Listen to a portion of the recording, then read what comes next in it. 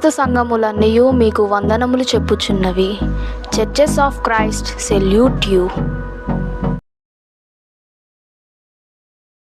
అందరికీ వందనాలు. ఈరోజు వాక్యపట్నముగా పరిశుద్ధ గ్రంథంలో నుండి కొరింథీయులకు రాసిన మొదటి పత్రిక 15వ అధ్యాయము 40-41 వచనం చదువుకుందాము. మరియు ఆకాశ వస్తు రూపములు కలవు, భూవస్తు రూపములు కలవు. ఆకాశ వస్తు రూపంలో మహిమ వేరు, భూవస్తు రూపంలో మహిమ వేరు. సూర్యుని మహిమ వేరు, చంద్రుని మహిమ వేరు, నక్షత్రముల మహిమ వేరు. మహిమను బట్టి ఒక నక్షత్రమునకును మరి ఒక నక్షత్రమునకును భేదము కలదు కదా. దేవుడి వాక్యాన్ని ఫలింపజేయను గాక. అందరికీ వందనాలు. ప్రార్థన చేసుకుందాం అందరం కూడా. మరి దేవుడు మనందరికీ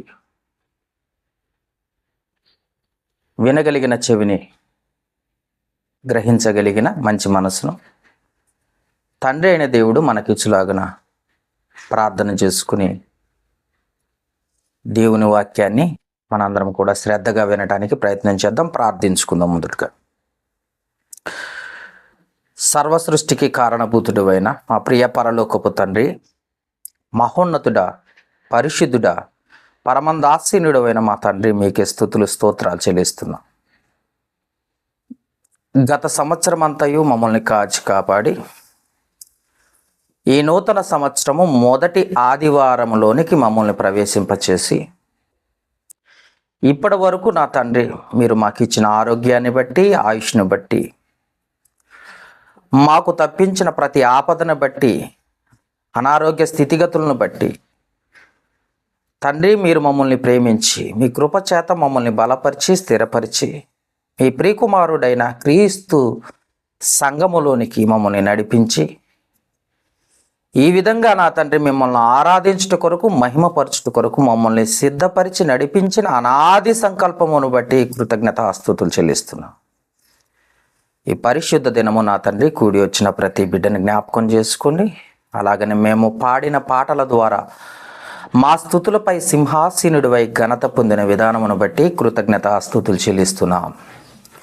అలాగనే ఈ సమయంలో నీ మాటలు వినవచుండగా మా అందరికీ జ్ఞానయుక్తమైన మాటలతో మమ్మల్ని బలపరిచి స్థిరపరిచి నా తండ్రి లోకములో ఉన్న అజ్ఞానుల వలె కాక జ్ఞానుల వలె నడుచుకున్నట్లుగా మమ్మల్ని మేము భద్రపరుచుకున్నట్లుగా మీ వాక్యం అనే వెలుగులోనికి మమ్మల్ని నడిపించి ఘనత పొందమని వేడుకొనుచును.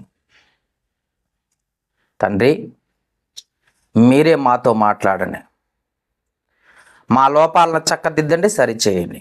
మీకు ఇష్టమైన పాత్రగా మమ్మల్ని సిద్ధపరచుకొని ప్రతి బిడ్డతోనూ నాతోనూ మాట్లాడి సరైన మార్గములోకి నడిపించి స్థిరమైన క్రైస్తవులుగా మమ్మల్ని నడిపించుకుని ఘనత పొందమని ఈ సమయాన్ని మీకే అప్పగిస్తూ యేసుక్రీస్తు పరిశుద్ధమైన నామమును బట్టి అడిగి వేడుకొనుచున్నాము మా పరమ తండ్రి, ఆమెన్. కూడి వచ్చిన దేవుని పిల్లలైన మీ అందరికీ కూడా మన ప్రభువును లోకరక్షకుడైన యేసుక్రీస్తు ప్రశస్తమైన నామమును బట్టి మీ అందరికీ హృదయపూర్వక వందనాలు తెలియజేస్తున్నాను. దేవుడు అద్భుతముగా నూతన సంవత్సరం 2025వ సంవత్సరంలోనికి అలాగనే మొదటి ఆదివారం మనము చూడటానికి దేవుడు మనకి ఇచ్చిన అవకాశాన్ని బట్టి ఆయన మహిమపరచుట కొరకు మమ్మల్ని సిద్ధపరిచి మనల్ని సిద్ధపరిచి నడిపించిన విధానమును బట్టి దేవాది దేవునికి మొదటిగా కృతజ్ఞతాస్తుతులు చెల్లిస్తున్నాను. మరి ఈరోజు అంశం ఏంటంటే, దేవుడు కోరుకుంటున్నది పాత స్వభావమన లేదా నూతన స్వభావాన్ని అన్న అంశము ద్వారా దేవుడు కోరుకుంటుంది పాత స్వభావాన్ని లేక నూతన స్వభావాన్ని అని మరి మార్పును గూర్చి దేవుడు ఏమంటున్నాడో మనం ఈరోజు అంశం ద్వారా మనం మాట్లాడుకుందాం. మాట్లాడుకునే ముందు గత వారంలో చాలా టైం అయిపోవటం వల్ల చాలా స్పీడ్గా ఆ రోజు చెప్పటం జరిగింది. చాలా అర్థవంతమైన వాక్యాన్ని హడావుడిగా చెప్పటం వల్ల మీకు ఏమర్థమైందో నాకు తెలియదు, కానీ ఈరోజు ఆ వాక్యాన్ని కొంత మనము అర్థం చేసుకొని ఇంకాస్త ముందుకు పోవటానికి ప్రయత్నం చేద్దాం. అదేంటంటే, పోయిన వారం మనం చెప్పుకున్న మాటల్ని మళ్ళా జ్ఞాపకం చేసుకుంటూ ముందుకెళ్దామే. దేవుడు మనల్ని బ్రతికించటం కొరకు దేవుడు భూమిని త్రిప్పుతున్నాడు అన్న సంగతి మనకు అర్థమైపోయింది. ఆయన కష్టపడుతున్నాడు అన్నది మనం తెలుసుకున్నాం పోయిన వారు. మనం బ్రతకాలంటే భూమి ఒక్కటే తిరగాల అన్నది మనం ఆలోచించగలిగితే, భూమి ఒక్కటే తిరగటం కాదు, భూమి ఒక్కటే తిరిగితే సరిపోదు, భూమితో పాటుగా సూర్యుడు కూడా తిరగాలి, సూర్యుడు కూడా అవసరం అని కొన్ని విషయాలు మనం పోయిన వారం చెప్పుకున్నాం. సూర్యుడు మనకేం అవసరం అని అంటే, సూర్యుడు మనకెందుకు అవసరం అని అంటే, ఓన్లీ వెలిగిస్తే సరిపోతుంది కదా అని అంటే కాదు. సూర్యుడు ఉండబట్టే మనకు మొక్కలకు మనం బ్రతకాలంటే పళ్ళు కానీ పంట కానీ ఏదైనా చెట్ల నుండి మనకు రావాలంటే అది కిరణజన్య సంయోగ క్రియ అనేది జరగాలి. అది జరగాలంటే సూర్యుడు ఉండాలి, సూర్య కిరణాలు ఉండాలి. దానివలన ఏమవుతుందంటే మొక్కలు బ్రతుకుతున్నాయి. అది వరైనా సరే, జొన్న అయినా సరే, నువ్వు ఏదైనా సరే, ఏ పంట వేసినా లేదా ఏ ఫలాల ఇచ్చు మనకు బ్రతుకునిచ్చే, మన బ్రతికించే ఏ చెట్టు అయినా సరే, ఆ చెట్టు సూర్యరశ్మిని ఆస్వాదించి ఆ తర్వాత అవి ఫలాలను ఇస్తాయి. అది గుర్తుపెట్టుకో. అందుకు సూర్యుడు అవసరమా అంటే అవసరమే. అంతేకాక అది ఒక కోణం అయితే, రెండవ కోణం ఏంటి అని అంటే, మనకు పంటలు పండాలంటే వర్షం కావాలి. వర్షం కావాలంటే సూర్యుడు మండాలి. పొయ్యి మీద భోజనం అనే చక్కగా బియ్యం గడిగావు, వాటర్ పోసావు, పొయ్యి మీద పెట్టావు. కింద మంట లేకపోతే నీ ఆహారం, నువ్వు వండుకొని తినాలనుకున్న ఆహారము నీకు రాదు. ఎందుకంటే మంట ఉంటేనే అది ఉడుకుతుంది, ఉడికితేనే నువ్వు చక్కగా దాన్ని తీసుకొని ఆహారాన్ని తినడానికి అవకాశం ఉంటుంది. అలాగనే నువ్వేం చేస్తున్నావంటే, పొయ్యి మీద చక్కగా పాత్రలు పెట్టి కింద గ్యాస్ పొయ్యి వెలిగిస్తావు, అంతే కదా. కింద వెలిగించే నువ్వు గ్యాస్ పొయ్యిని దేవుడు ఏం చేశాడంటే పైన పెట్టాడు అన్న సంగతి గుర్తుపెట్టు. దేవుడు పైన మంట పెట్టాడు, భూమి మీద పంట పండేటట్టు చేశాడు.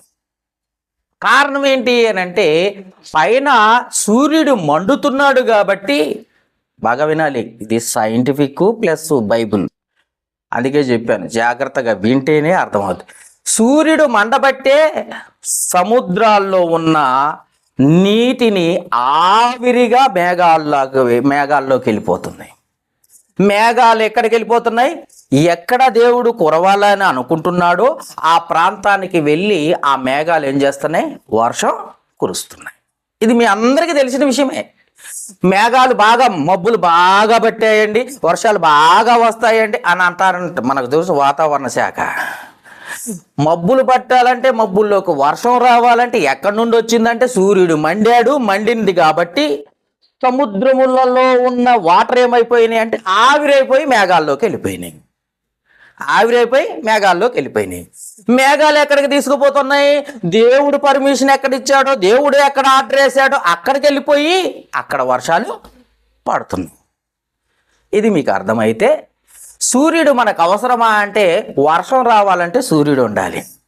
సూర్యుడు మనకు అవసరమా అంటే, మనం తినటానికి ఏ ఫలాలు కావాలన్నా, ఏ పంట పండాలన్నా సూర్యుడు అవసరం. అందుకే సూర్యుడు అవసరమా అంటే అవసరమే. సూర్యుడు తిరగటం అవసరమా అంటే అవసరమే. సూర్యుడు, చంద్రుడు, ఇంకా నక్షత్రాలు. ఇక్కడ నేను పోయిన వారం చెప్పాను ఏంటయ్యానంటే, ప్లానెట్స్, గ్రహాలు ఉన్నాయి, 9 గ్రహాలు ఉన్నాయి.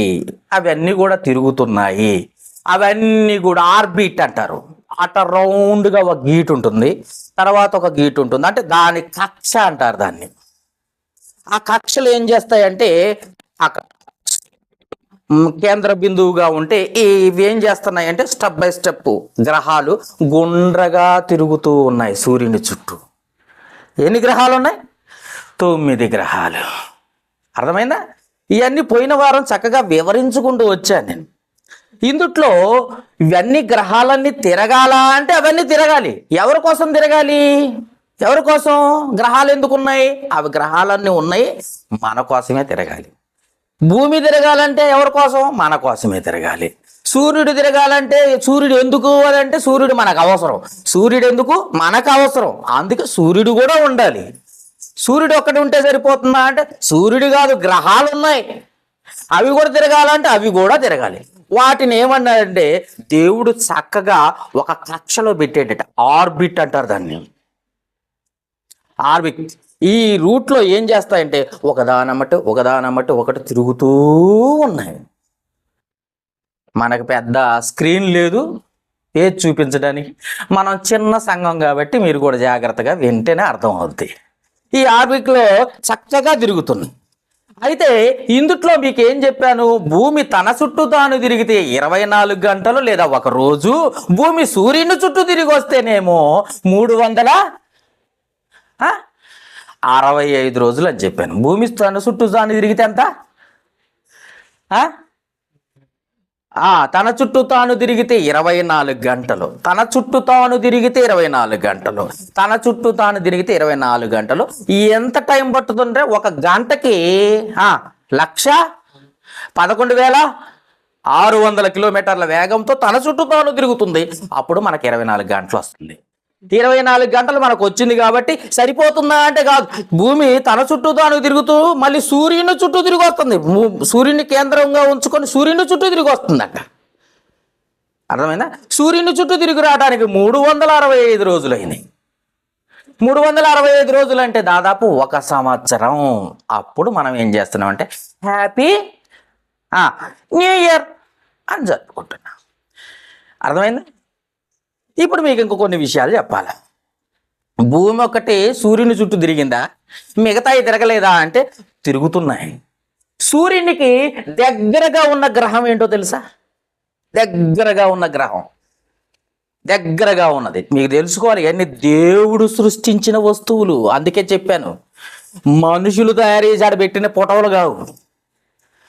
సైన్స్ కూడా ఈ రోజు వరకు కూడా శాస్త్రవేత్తలు కనిపెట్టలేని విషయాలు ఇవి. బైబిల్ మాత్రమే. ఏ యూనివర్సిటీలో కూడా చెప్పవు, ఏ కాలేజీల్లో కూడా చెప్పరు. ఏ పుస్తకాల్లో లేనిది బైబిల్లో మాత్రమే ఉన్నవి ఇవి. గుర్తుపెట్టుకోండి.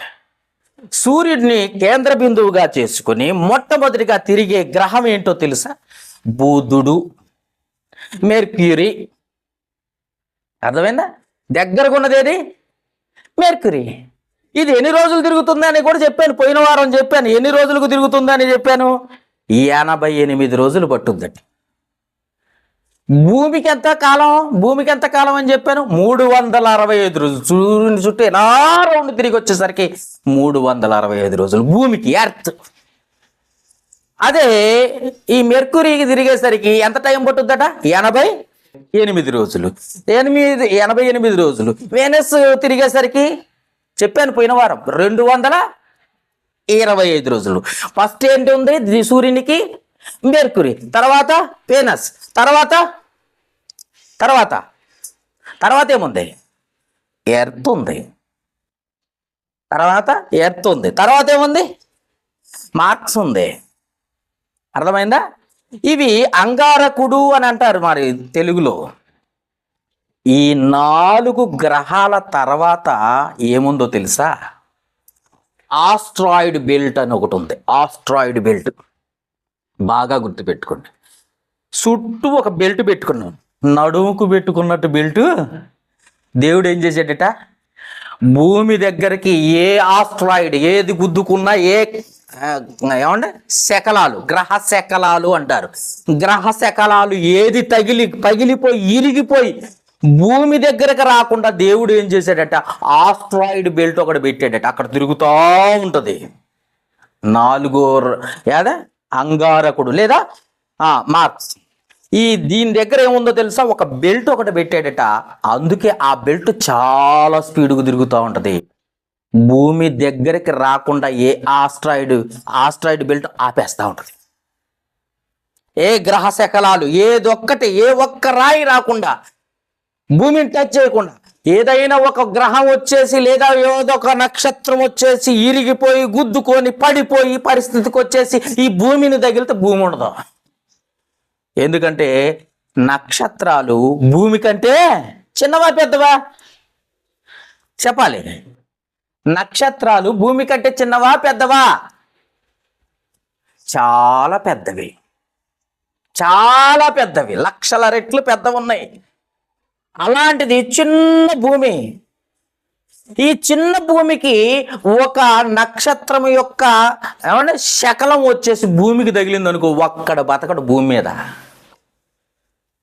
ఒక్కడైనా బతుకుతాడా? ఒక్కడ బతకడు. బతకాలి అని అంటే ఏం చేయాలి? దేవుడు ఏం చేశాడంటే భూమిని టచ్ చేయకోకుండా ఆస్ట్రాయిడ్ బెల్ట్ ఒకటి పెట్టాడు దేవుడు భూమి చుట్టూ. ఈ ఆస్ట్రాయిడ్ అంటే గ్రహ శకలాలు భూమికి టచ్ కాకూడదు. టచ్ అయ్యారనుకో ఆయన పిల్లలు చచ్చిపోతారు. ఇది సైన్స్, చదివారా? పుస్తకాల్లో ఉంటాయి ఇవన్నీ. ఇది ఏంటంటే బెల్ట్, ఒక బెల్ట్ లాగా పెట్టేసి అక్కడ తిరుగుతూ ఉంటుంది. ఏ దాన్ని రానివ్వకుండా ఆపేస్తుంది, దగ్గరకు రానివ్వకుండా ఆపేస్తుంది. తర్వాత చూస్తే ఇంకా మనం చూసినట్లయితే పెద్ద జూపిటర్ ఒకటి ఉంది. దాన్ని పెద్ద గ్రహం అంటారు. దాన్ని ఏమంటారు తెలుసా? జూపిటర్ని. చాలా పెద్దది జూపిటర్ని, చాలా పెద్దది. అది బృహస్పతి లేదా గురుడు అంటారు తెలుగులో. ఇవన్నీ రాసుకుంటున్నారా? రాసుకోండి, తెలుసుకోండి. ఇది సూర్యుని చుట్టూ ఎప్పటికి తిరిగిద్దా అంటే 12 సంవత్సరాలకు ఒకసారి ఇలా తిరిగి వచ్చింది. 12 సంవత్సరాలు పట్టిద్దట ఒక్కసారి సూర్యుని చుట్టూ తిరిగినందుకు. శాటర్న్ ఇది ఒకటి ఉంది. సాతాను కాదు అది, శాటర్న్. ఇది గుర్తుపెట్టుకోండి. శని గ్రహం అంటారు దాన్ని. ఇది సూర్యుని చుట్టూ ఎంత టైం పట్టిద్దని చెప్పాను నేను? 30 సంవత్సరాలు పట్టిద్దట ఒక్క ట్రిప్ అలా తిరిగి వచ్చేసరికి. ఎన్ని సంవత్సరాలు? 30 సంవత్సరాలు పట్టుద్దట. యూరేనస్ ఇది మీకు తెలుసు కదా, పోయిన వారం చెప్పాను, కొంచెం అర్థం కావాలని మళ్ళొకసారి వివరిస్తున్నాను. యూరేనస్ ఇది వరుణ గ్రహం అని తెలుగులో చెప్తారు. ఇది దాదాపు సూర్యుని చుట్టూ ఒక్కసారి, అంటే మీకు ఎందుకు చెప్తున్నా, ఆర్బిట్ ఇలా తిరుగుతుంటుంది ఒక రౌండ్. అలా తిరగాలంటే దానికి ఒక రూట్ పెట్టాడట దేవుడు. ఆ రూట్లో తిరుగుతూ ఉంటుంది, కరెక్ట్ కక్షలో తిరుగుతూ ఉంటుంది. ఇది తిరిగేసరికి ఏం జరుగుద్ది? ఎన్ని సంవత్సరాలు పట్టుద్ది అంటే సూర్యుని చుట్టూ ఒక్కసారి తిరిగేసరికి ఇలా తిరిగి వచ్చేసరికి 84 సంవత్సరాలు పట్టుద్ది. ఎన్ని సంవత్సరాలు? 84 సంవత్సరాలు. మనిషి బతికేదే 60 సంవత్సరాలు. అలా తిరిగిన దాకా మనం ఉంటామా? ఎవడో 100కో 1,00,00,000 ఒకడు ఉంటాడు. తిరుగుతున్నాయా అంటే తిరుగుతున్నాయి. అవి తిరగబట్టే ఈ భూమి మీద నువ్వు బతుకుతున్నావు. ఓకే. ఇక తర్వాత యూరేనస్ తర్వాత నెప్టు ఇది చూసినప్పుడు ఏం జరిగిందంటే ఇది కూడా తిరుగుతుందా అంటే ఇది కూడా తిరుగుతుంది. దీన్ని ఇంద్రగ్రహం అంటారు, ఇంద్రుడు అంటారు తెలుగోళ్ళు. ఈ గ్రహం తిరిగేసరికి దాదాపు 164 సంవత్సరాలు పట్టుద్దట ఒక్కసారి సూర్యుని చుట్టూ ఇలా తిరిగి వచ్చేసరికి. అర్థమైందా? తర్వాత ప్లూటో, ఇది కనబట్టలేదు, చిన్న గ్రహం, చాలా దూరం ఉంది, అది లెక్కలో లేదని చెప్పేసారు చాలామంది. అయినా కానీ దాన్ని కూడా లెక్కలో తీసుకుంటే అది ఒక్కసారి చివరికి ఉంటుంది అనమాట, మధ్యలో ఉన్న సూర్యుడు. తర్వాత బృహస్పతి అంటే బుద్ధుడు మెర్క్యూరీ, అది ఎంత తిరుగుతూ కక్షలో తిరుగుకుంటూ వచ్చేసరికి ఈ ప్లూటో అనేది లాస్ట్కి వచ్చినప్పుడు, ఈ ప్లూటో అనేది తిరిగేసరికి దాదాపు 248 సంవత్సరాలు పట్టుద్దట. ఇవన్నీ తిరుగుతున్నాయా అంటే తిరుగుతున్నాయి. ఎవరి కోసం తిరుగుతున్నాయి ఇవన్నీ? ఈ గ్రహాలన్నీ మనిషి కోసం. భూమి మీద బతుకుతున్న నీ కోసం ఇంత పెద్ద పెద్ద గ్రహాలు అవసరమా అంటే ఇంత పెద్ద గ్రహాలు అవసరమే. అవన్నీ ఎవరి కోసం అంటే నీ కోసమే. నువ్వు బ్రతకటం కోసం అంట దేవుడు తయారు చేసి ఆకాశంలో పెట్టాడు. అర్థమైందా? ఇప్పుడు సౌర కుటుంబంలో ఉన్న వాళ్ళు ఎవరెంతమంది? సౌర కుటుంబం అంటే తెలుసు కదా, ప్లానెట్స్లో. ఇప్పుడు చెప్పాను కదా, మెర్క్యూరీ, వెనస్, ఇవన్నీ ఉన్నాయి కదా, ఇవన్నీ గ్రహాలన్నీ సౌర కుటుంబం అంటే సూర్యుని కుటుంబం అంటారు వీటినన్నిటిని. ఇవన్నీ తిరుగుతూ దాని సూర్యుని చుట్టూ తిరుగుతుందా సరిపోతుందా అంటే కాదు. ఇది సూర్యుని చుట్టూ తిరగటం కాదు, ఇలాంటివి కొన్ని కోట్ల ఉన్నాయి. ఇలాంటి గ్రహాలు కొన్ని కోట్లు ఉన్నాయి. ఈ కోట్లున్న ఈ గ్రహాలన్నీ కలిసి ఏం చేస్తున్నాయి అయ్యా అంటే పాలపుంత నక్షత్రం చుట్టూ తిరుగుతున్నాయి. అంటే ఇవన్నీ ఎవరి చుట్టూ తిరుగుతున్నాయి? మిల్కీ వే అంటారు ఇంగ్లీష్లో. పాలపుంత నక్షత్రముల చుట్టూ ఇలా తిరుగుతున్నాయట. ఏది సౌర కుటుంబం ఒకటేనా, ఇంకా గ్రహాలు లేవు అంటే ఇవన్నీ కోట్లు ఉన్నాయి. ఈ కోట్లన్నీ కలిసి పాలపుంత నక్షత్రం చుట్టూ తిరుగుతున్నాయట. పాలపుంత నక్షత్రం మిల్కీ వే చుట్టూ తిరుగుతున్నాయట. ఈ పాలపుంత నక్షత్రం మీకు యూట్యూబ్లో కొట్టి చూడండి, మీకు చక్కగా అర్థమవుతుంది. లేదా గూగుల్లో కొట్టి సెర్చ్ చేయండి, మీకు ఇవన్నీ క్లియర్గా ఫోటోలతో సహా వస్తాయి. ఒక మిల్కీ వే చుట్టూ తిరుగుతున్నాయి. మిల్కీ వే చుట్టూ. ఈ మిల్కీ వే అంటే ఒకటేనా అంటే దాంట్లో చాలా గ్రహాలు ఉన్నాయి, కోట్ల గ్రహాలు ఉన్నాయి. అందుట్లో సూర్యుడు ఎక్కడా, చంద్రుడు ఎక్కడా, దాంట్లో భూమి ఎక్కడ ఉంది అన్నది మనం ఆలోచించాలి.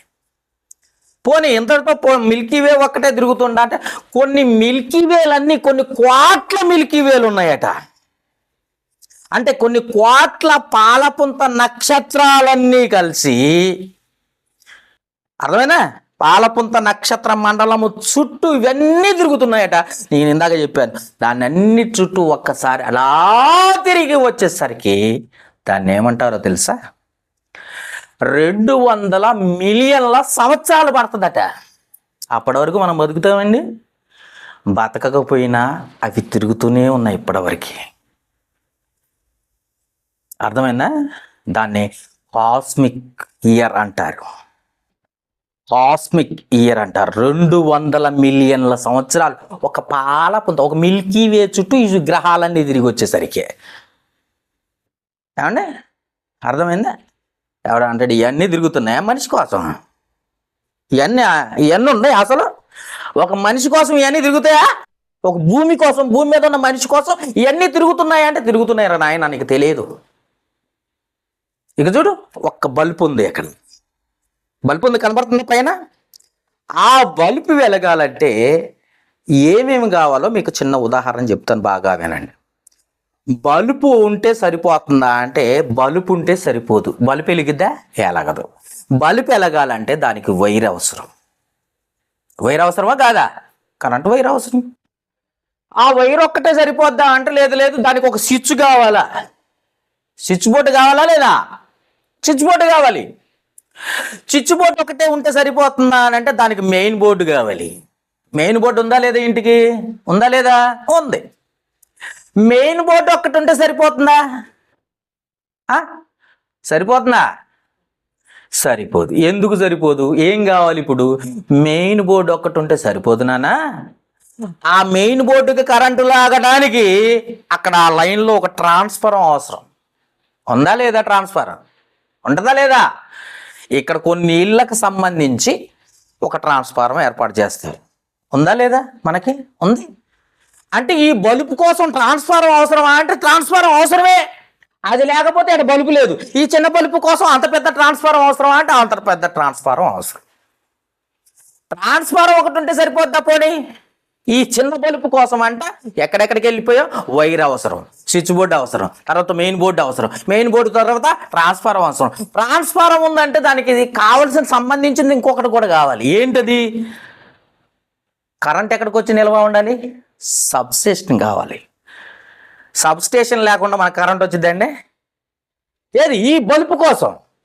ఈ బల్బు కోసం సబ్స్టేషన్ అవసరమా అంటే అవసరమే. సబ్స్టేషన్గా అంతే సరిపోతుందా అంటే సబ్స్టేషన్ ఒకటి ఉంటే సరిపోదు. KTPS, Kothagudem thermal power station అని ఉంది. కరెంట్ అక్కడ ఉత్పత్తి అవుతుంది, అక్కడ నుండి సబ్స్టేషన్కి వస్తుంది, సబ్స్టేషన్ నుండి మన దగ్గరకు వస్తుంది ట్రాన్స్ఫారం ద్వారా, ట్రాన్స్ఫారం ద్వారా మెయిన్కి వస్తుంది, మెయిన్ బోర్డు నుండి స్విచ్ బోర్డుకి వస్తుంది, స్విచ్ బోర్డులో నుండి బల్బు కాడికి వస్తుంది. ఇంత లింక్ ఉంది చూసారా ప్రతిదానికి. ఉందా లేదా? ఉందా? ఇదంతా నిజమేనా? నిజమే. కానీ ఇంత పని జరగాలంటే దాని వెనక ఎంత కష్టం ఉందో ఎవరైనా గ్రహిస్తున్నారంటే ఎంతమంది పని చేస్తున్నారు చెప్పండి. ఒక లైన్ మ్యాన్ ఉంటాడు, లైన్ మ్యాన్ తర్వాత ఏఈ ఉంటాడు, ఏఈ తర్వాత ఏడీ ఉంటాడు. ఇవన్నీ మేము ఉంటారా? ఉంటారు. ఎంతమంది ఉన్నారా స్టాఫ్? ఇంతమంది పని చేస్తున్నారా? ఇంతమంది పని చేస్తున్నారు. ఎందుకో నీ బలుపు వెలగటం కోసం. నీ బలుపు వెలగటం కోసం ఇంతమంది పని చేస్తున్నారంటే ఎంతమంది పని చేస్తున్నారు. నీకు భూమి మీద నువ్వు బ్రతకటం కోసం ఇంత పాలపుంత నక్షత్రములు తిరుగుతున్నాయి, కోటాను కోట్లు అంటే తిరుగుతున్నాయి. అవి ఎక్కడున్నాయో తెలుసా? పోనీ బైక్ మీద పోతా పోతా పోతా ఒకసారి గాలిలో లేసింది బైక్, అక్కడ అయిపోయాను. ఇప్పుడు నీకు భయం అయిద్దా కాదా? భయం అయిద్దా కదా? ఒక్కసారి ఉన్న పలంగా పైలో బండి మీద నుండి పైకి వెళ్ళిపోయాను, గాలిలో ఏలాడుతున్నావు. ఒక స్తంభం ఎత్తి వెళ్ళిపోయావు, గాలిలో ఏలాడుతున్నావు. ఏలాడుతున్న నీవుకి అసలు ఏం భయం లేదా? భూమి మీద ఉంటే భయం లేదు, మరి గాలిలో ఉన్నావుగా భయం ఉండదా? ఎక్కడ కింద పడిపోతానని చచ్చేంత భయం. కానీ మనం ఎక్కడ ఉన్నాం తెలుసా? శూన్యంలో వేలాడుతున్నామంట భూమి మీద. భూమి ఎక్కడ ఉంది? శూన్యంలో ఉంది. శూన్యంలో ఎక్కడ? ఈ గ్రహాలతో పాటు తిరుగుతుంది. దానికి ఏమన్నా పునాదులు ఉన్నాయా? ఏమీ లేవు. పునాదులు ఉన్నాయా? భూమి ఎలా ఉంటుంది? గుండ్రగా ఉంటుంది, బంతి వలె ఉంటుంది, బంతి ఆకారంలో ఉంటుంది అని మనకు తెలుసు. ఇది ఎక్కడుంది? శూన్యంలో వేలాడుతూ తిరుగుతుంది. వేలాడుతూ తిరుగుతున్న ఈ భూమి మీద మనం తిరుగుతున్నాం, పైగా ఏ మాత్రం శబ్దం లేకుండా హాయిగా బతుకుతున్నాం. పైగా దేవుడు లేదు, ఆదివారం లేదు, మన పని చేసుకొని బతికితే చాలు అనుకుంటున్నావు. ఎంత పని చేస్తున్నాడు దేవుడు చూసారా? ఎన్ని వస్తువులతో పని చేపిస్తున్నాడో తెలుసా నిన్ను బతికించడం కోసం? ఎప్పుడైనా ఆలోచించారా? లేదు. మనకు ఆలోచన లేదు, దేవుని మీద నమ్మకం కూడా లేదు. ఇంత కష్టపడుతున్నాడు అంటే ఇంత కష్టపడుతున్నాడు, అర్థమైందండి? ఈ మిల్కీ వేలన్నీ ఆగిపోయాయి, అంతవరకు తిరిగితే సరిపోతుందా అంటే కొన్ని కోట్ల మిల్కీ వేలు తిరుగుతూ తిరుగుతూ యూనివర్సల్ అంటే విశ్వం చుట్టూ తిరుగుతున్నాయట. ఇవన్నీ చెప్పాను, లోకల్ క్లస్టర్ అని. ఇవన్నీ కలిపి ఒక గ్రూపును తయారు చేస్తే లోకల్ క్లస్టర్. ఆ గ్రూపులన్నీ కలిసి మళ్ళీ ఒక దాని చుట్టూ తిరుగుతున్నాయంటే అది సూపర్ క్లస్టర్. Super cluster. ఇవన్నీ స్టెప్ బై స్టెప్ మొత్తం కోట్లు కోట్లు విశ్వం మొత్తం అలా తిరుగుతుందంట. పోయిన వారం చెప్పాను, యాకోబు రాసిన పత్రిక 3వ అధ్యాయం 6వ వచనం. ప్రకృతి చక్రం వలె తిరుగుతుంది. అర్థమైందా? అందుకే ఇవన్నీ మన కోసమేనా? ఇవన్నీ పనిచేస్తున్నాయా? పనిచేస్తాయా ఇవన్నీ అని అంటే దేవుడు అంటున్నాడు. సామెతల గ్రంథం చూద్దాం ఇప్పుడు. దేవుడు అంటున్నాడు సామెతల గ్రంథము 16వ అధ్యాయము 4వ వచనంలో ఒకసారి చూడండి. ఇవన్నీ తిరుగుతున్నాయంటే ఎందుకు తిరుగుతున్నాయి? ఎందుకు ఇవన్నీ పనిచేస్తాయండి? భలేగున్నారు అని అడిగితే దేవుడు ఏమన్నాడు చూద్దాం ఇప్పుడు. 16 దయచేసి బైబిల్ తీయండి. సామెతల గ్రంథం 16వ అధ్యాయం 4వ వచనం.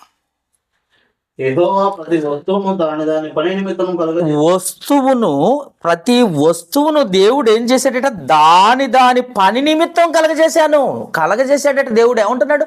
దాని పని. వస్తువు అన్నాడు చూడండి, బాగా టిక్కు పెట్టుకోండి అక్కడ. వస్తువు అన్నాడు. ప్రతి వస్తువు. ఏ వస్తువు అయ్యా నాకు అర్థం కాలేదు. ఇప్పుడు చదువుకుందాం. బైబిల్ పఠనంగా చదువుకున్న వాక్యం ఏంటి? ఒకసారి చూడండి. ఆ వస్తువు ఏంటో చూడాలి మనం ఇప్పుడు. కొరింథీయులకు రాసిన మొదటి పత్రిక 15వ అధ్యాయము 40వ వచనం ఒకసారి చూద్దాం. ఆ వస్తువు ఏంటో చూద్దాం. ఏటిని వస్తువు అన్నాడో చూద్దాం ఇప్పుడు. కొరింథీయులకు రాసిన మొదటి పత్రిక 15వ అధ్యాయం 40వ వచనం. మరియు ఆకాశ వస్తువుల రూపములు గలవు అన్నాడు. చూసారా? ఇప్పుడు ఆకాశంలో ఉన్నవన్నీ వస్తువులు అని చెప్తున్నాడు. బాగా గుర్తుపెట్టుకోండి. ఈ పాలపుంత నక్షత్ర మండలాలు, గెలాక్సీలు, సూపర్ గెలాక్సీలు, క్లస్టర్స్, మిల్కీ వేలు, ఇవన్నీ గ్రహాలన్నీ కూడా ఏమన్నాడో తెలుసా? ఇవన్నీ ఆకాశ వస్తువులు. ఏం చేశాడు ఇప్పుడు? ఆకాశ వస్తువులను ఏం చేశాడట? దాని పనిని 16వ అధ్యాయం సామెతల గ్రంథం 4వ వచనం, దాని పని నిమిత్తము కలగజేసాను. అవన్నీ పని చేస్తున్నాయి. మరి భూమి మీద ఉన్న మనము పనివాళ్ళం కదా? అవన్నీ పని చేస్తున్నాయా? ఆ పని చేస్తున్నాయి. ఒకే కొన్ని కోట్లు ఉన్నాయి. బాగా గుర్తుపెట్టుకోండి. రోడ్డు మీద 4 కార్లు పోయినాయి అనుకో, ఎక్కడో ఒక రోజు చూడండి. నేను సాయంత్రమే మన పాలంచలోనంటే కేటీపీఎస్ రోడ్లో యాక్సిడెంట్, 2 బైకులు వచ్చి గుద్దుకున్నాయండి. చావు బతుకులో ఉన్నారు 2 బైకులు అండి. దాదాపు 3 ways అంటే ఆ రోడ్డు చూసారు, చాలా వెడల్పు ఉంటుంది. ఆ రోడ్డు మీద 2 బైకులు గుద్దుకొని చావు బతుకుల్లో ఉన్నాయి. లేదు, మామూలుగా ఉన్న వెడల్పైన రోడ్డు మీద 2 బైకులే గుద్దుకుంటుంటే, కార్లు యాక్సిడెంట్ అవుతుంటే కొన్ని కోట్లు ఎప్పుడైనా గుద్దుకొని వచ్చి భూమిని తగిలాయా? చూసారా? ఎక్కడైనా డాష్ కొట్టేసింది, అది గుద్ది పడేసిందయ్యా, ఆ గ్రహం గుద్దేసింది అని చెప్పింది ఎక్కడైనా విన్నారా? లేదు. వాటి కక్షల ప్రకారం ఖచ్చితంగా కరెక్ట్గా పనిచేస్తున్నాయండి. కానీ భూమి మీద మనిషి దేవుని కోసం పనిచేయటం మానేసి సోమరపోతులు అయిపోయారు. వాటి వస్తువులు ఆ పని నిమిత్తం కలగజేసేటట అవి పనిచేస్తున్నాయట. అవి పని చేస్తూ పైగా ఏమన్నాడో తెలుసా? ప్రతి వస్తువు అంటే ఎంత గొప్పగా చెప్తున్నాడో ఇప్పుడు చూద్దాం. ఏం పని చేస్తానే చూద్దాం. ఇప్పుడు ఏంటి ఆ పని? ఆదికాండము ఆ పని ఏంటో చూద్దామండి. ఏంటి, నాకు ఆ పని ఏంటో నాకు కూడా తెలియదు. ఆ పని ఏంటో చూద్దాం. వాటి పని అన్నాడు కదా, ఆ పని ఏంటో చూద్దాం. ఆదికాండము 1వ అధ్యాయము 14వ వచనం నుండి చదువుకుందాం. ఆ వస్తువులు పని ఏంటో చూద్దాం. ఆకాశ వస్తువుల పని ఏంటో చూద్దాం. దేవుడు పగటిని రాత్రిని వేరుపరచునట్లు ఆకాశ విశాలమందు జ్యోతులను కలుగుగాక. జ్యోతులు అంటే ఏంటి? నక్షత్రాలు, గ్రహాలు. జ్యోతులు అంటే ఏంటి? పైన జ్యోతులండి అంటున్నావా? ఆ జ్యోతులు ఏంటో తెలుసా? నక్షత్రాలు. జ్యోతులను కలగకనియు అవి ఏం చేస్తాయట? ఫస్ట్ ఆఫ్ ఆల్ గుర్తుపెట్టుకోండి, అవి ఏం చేస్తాయట? సూచనలను, కాలములను, దిన సంవత్సరములను సూచించుటకై ఉండునని గాకని చెప్తున్నాయి. అవి ఎందుకయ్యా అంటే దేవుడి కాలాలు అవసరమా? కాలానికి అతీతుడు దేవుడు. మరి కాలాలు ఎందుకు? సూచనలు ఎవరికి? ఈ సూచనలు ఎవరికి? మన భూమి మీద ఉన్న మనిషి కట్ట అవన్నీ తిరిగే. ఎందుకయ్యా అంటే భూమి మీద ఉన్న మనిషి కోసం. అవన్నీ ఎందుకు పని చేస్తున్నాయంటే ఏం పని అయ్యా అంటే ఏంటి ఆ పని అంటే, ఇవాళ నాకేం పని లేదంటే రెస్ట్ తీసుకుంటున్నా అంటావు నువ్వు. కానీ అవి ఒక్కరోజు రెస్ట్ లేకుండా అవి ఎప్పుడైతే దేవుడు సృష్టించాడో అప్పటి నుండి ఇప్పటి వరకు అవి పనిచేస్తూనే ఉన్నాయి. ఏం పని అంటే నీకు సూచనలు కావాలి. 2 నీ కాలాలు గడిచిపోస్తున్నాయి. ఏ కాలాలు? ఏం కాలాలు? కాలాలు తెలుసండి అమ్మా? కాలాలు తెలుసా? కాలాలు మనకు కాలాలు తెలియదు. వర్షాకాలము, ఎండాకాలము, ఇంకే కాలం ఉంది, చలికాలం. ఎవరికి కాలాలు అవసరం? మనకు అవసరం అంట. మనకు అవసరమని దేవుడు అక్కడ సృష్టించేటట్టు వాటన్నిటిని పనిచేస్తుంటే ఇక్కడ మన కాలాలు గడిచిపోతున్నాయి. ఏం కాలాలు? ఎండాకాలం వస్తుందా? వేసవి కాలం అండి, చాలా వేడిగా ఉంటుంది మన ప్రాంతంలో అంటారు. వర్షాకాలం అండి, వర్షాకాలం ఉందా? ఉంది. ఆ తర్వాత చలికాలం. ఈ కాలాలన్నీ మనకు అవసరమా? దేవునికి అవసరమా? మనకు అవసరం కనుకనే దేవుడు ఏం చేశాడో తెలుసా? అవన్నీ సూచనలు గాను, కాలాలు గాను మనకు అవసరమని దేవుడు వాటన్నిటిని పనిచేపిస్తున్నాడు. అవి పనిచేస్తున్నాడు. ఇంకేమంటున్నాడు చూడండి. కాలములను, దినము గడిచిందా అమ్మా? వినాలి. దినం గడిచిందా? ఒక రోజు గడిచిందా? దినం అంటే ఒక దినం కాదు, దినం అంటే ఒక రోజు గడిచిందంటే ఎలా గడిచింది అనుకుంటున్నావు నువ్వు? అవన్నీ తిరగబట్టి ఒకదానమ్మటి ఒకటి కక్షలో దేవుడు నిర్ణయించిన ప్రకారము తిరుగుతున్నాయి కాబట్టి నీకు ఉదయము, మధ్యాహ్నము, సాయంత్రం వస్తాం. నీకు మధ్యాహ్నం తెలుస్తుంది, ఉదయం తెలుస్తుంది, సాయంత్రం తెలుస్తుంది, రాత్రి కూడా తెలుస్తుంది.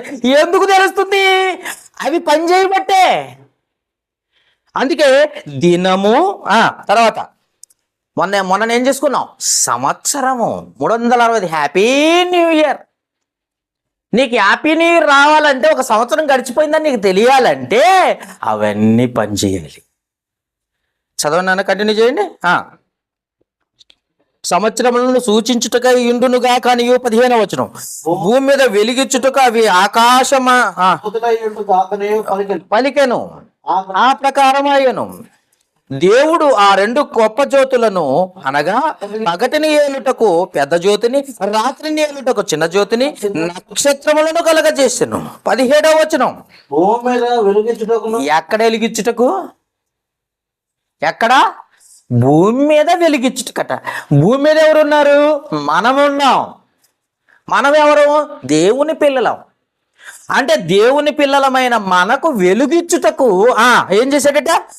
వెలుగిచ్చుటకు, పగటిని రాత్రిని ఏలుటకును, వెలుగును చీకటిని వేరుపరచుటకును దేవుడు ఆకాశ విశాలమందు వాటిని ఉంచెను. మన కోసమే వాటి పని.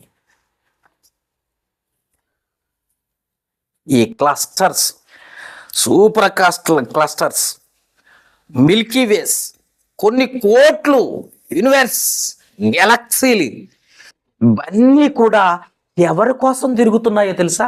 భూమి మీద ఉన్న మనిషి కోసం. ఇందాక చెప్పాను చిన్న ఉదాహరణ. ఒక బల్బు కోసం ఒక సబ్స్టేషన్, 2 ఒక ఫ్యాక్టరీ, పవర్ ప్లాంట్. అది అవసరమా అంటే అది ఉండబట్టే ఇక్కడ బల్బు వెలుగుతుంది. అక్కడ ఏమండి, పవర్ అక్కడ తయారు కాకపోతే ఇక్కడ బల్బు ఎక్కడి నుండి వచ్చింది? కరెంట్ ఎక్కడి నుండి వచ్చింది? అంటే అవన్నీ కూడా తన కక్షలో తాను తిరుగుతున్నాయి కనుకనే మనం భూమి మీద 1వ రోజు, 2వ రోజు క్యాలెండర్లో చెప్పుతున్నాం. 2వ తారీఖు, ఇవాళ ఎన్నో తారీఖు? 5వ తారీఖు టక్కని చెప్పేసినాం. ఇవాళ 5వ తారీఖు, 4వ తారీఖు ఎగిరిపోయింది. అవన్నీ తిరుగుతున్నాయి కాబట్టి నీకు రోజులు గడుస్తున్నాయి. అర్థమైందా? ఇవన్నీ వాటి పని ప్రకారం, వాటికి దేవుడు చెప్పిన ప్రకారం పనిచేస్తున్నాయి. మీకు ఇంకో చిన్న ఉదాహరణ చెప్తాను. మరి నెల ఎట్ట గడుపుతుంది అని అంటే, భూమి చుట్టట జాగ్రత్తగా వినాలి. ఎక్కడ? భూమి చుట్టూ చంద్రుడు తిరిగి వస్తున్నాడట. ఇప్పుడు నెలట భూమి చుట్టూ ఎవరు తిరిగి వస్తున్నారు? ఇప్పుడు నెల గడవాలంటే, 30 రోజులు గడవాలంటే ఏం తిరిగి వస్తుంది? ఇప్పుడు చంద్రుడు తిరిగి వస్తున్నాడు ఇప్పుడు భూమి చుట్టూ. అర్థమవుతుందా? విశాఖపట్నం పోతే మీకు అర్థమైంది, ఎందుకంటే ఇక్కడ అర్థం కాదు.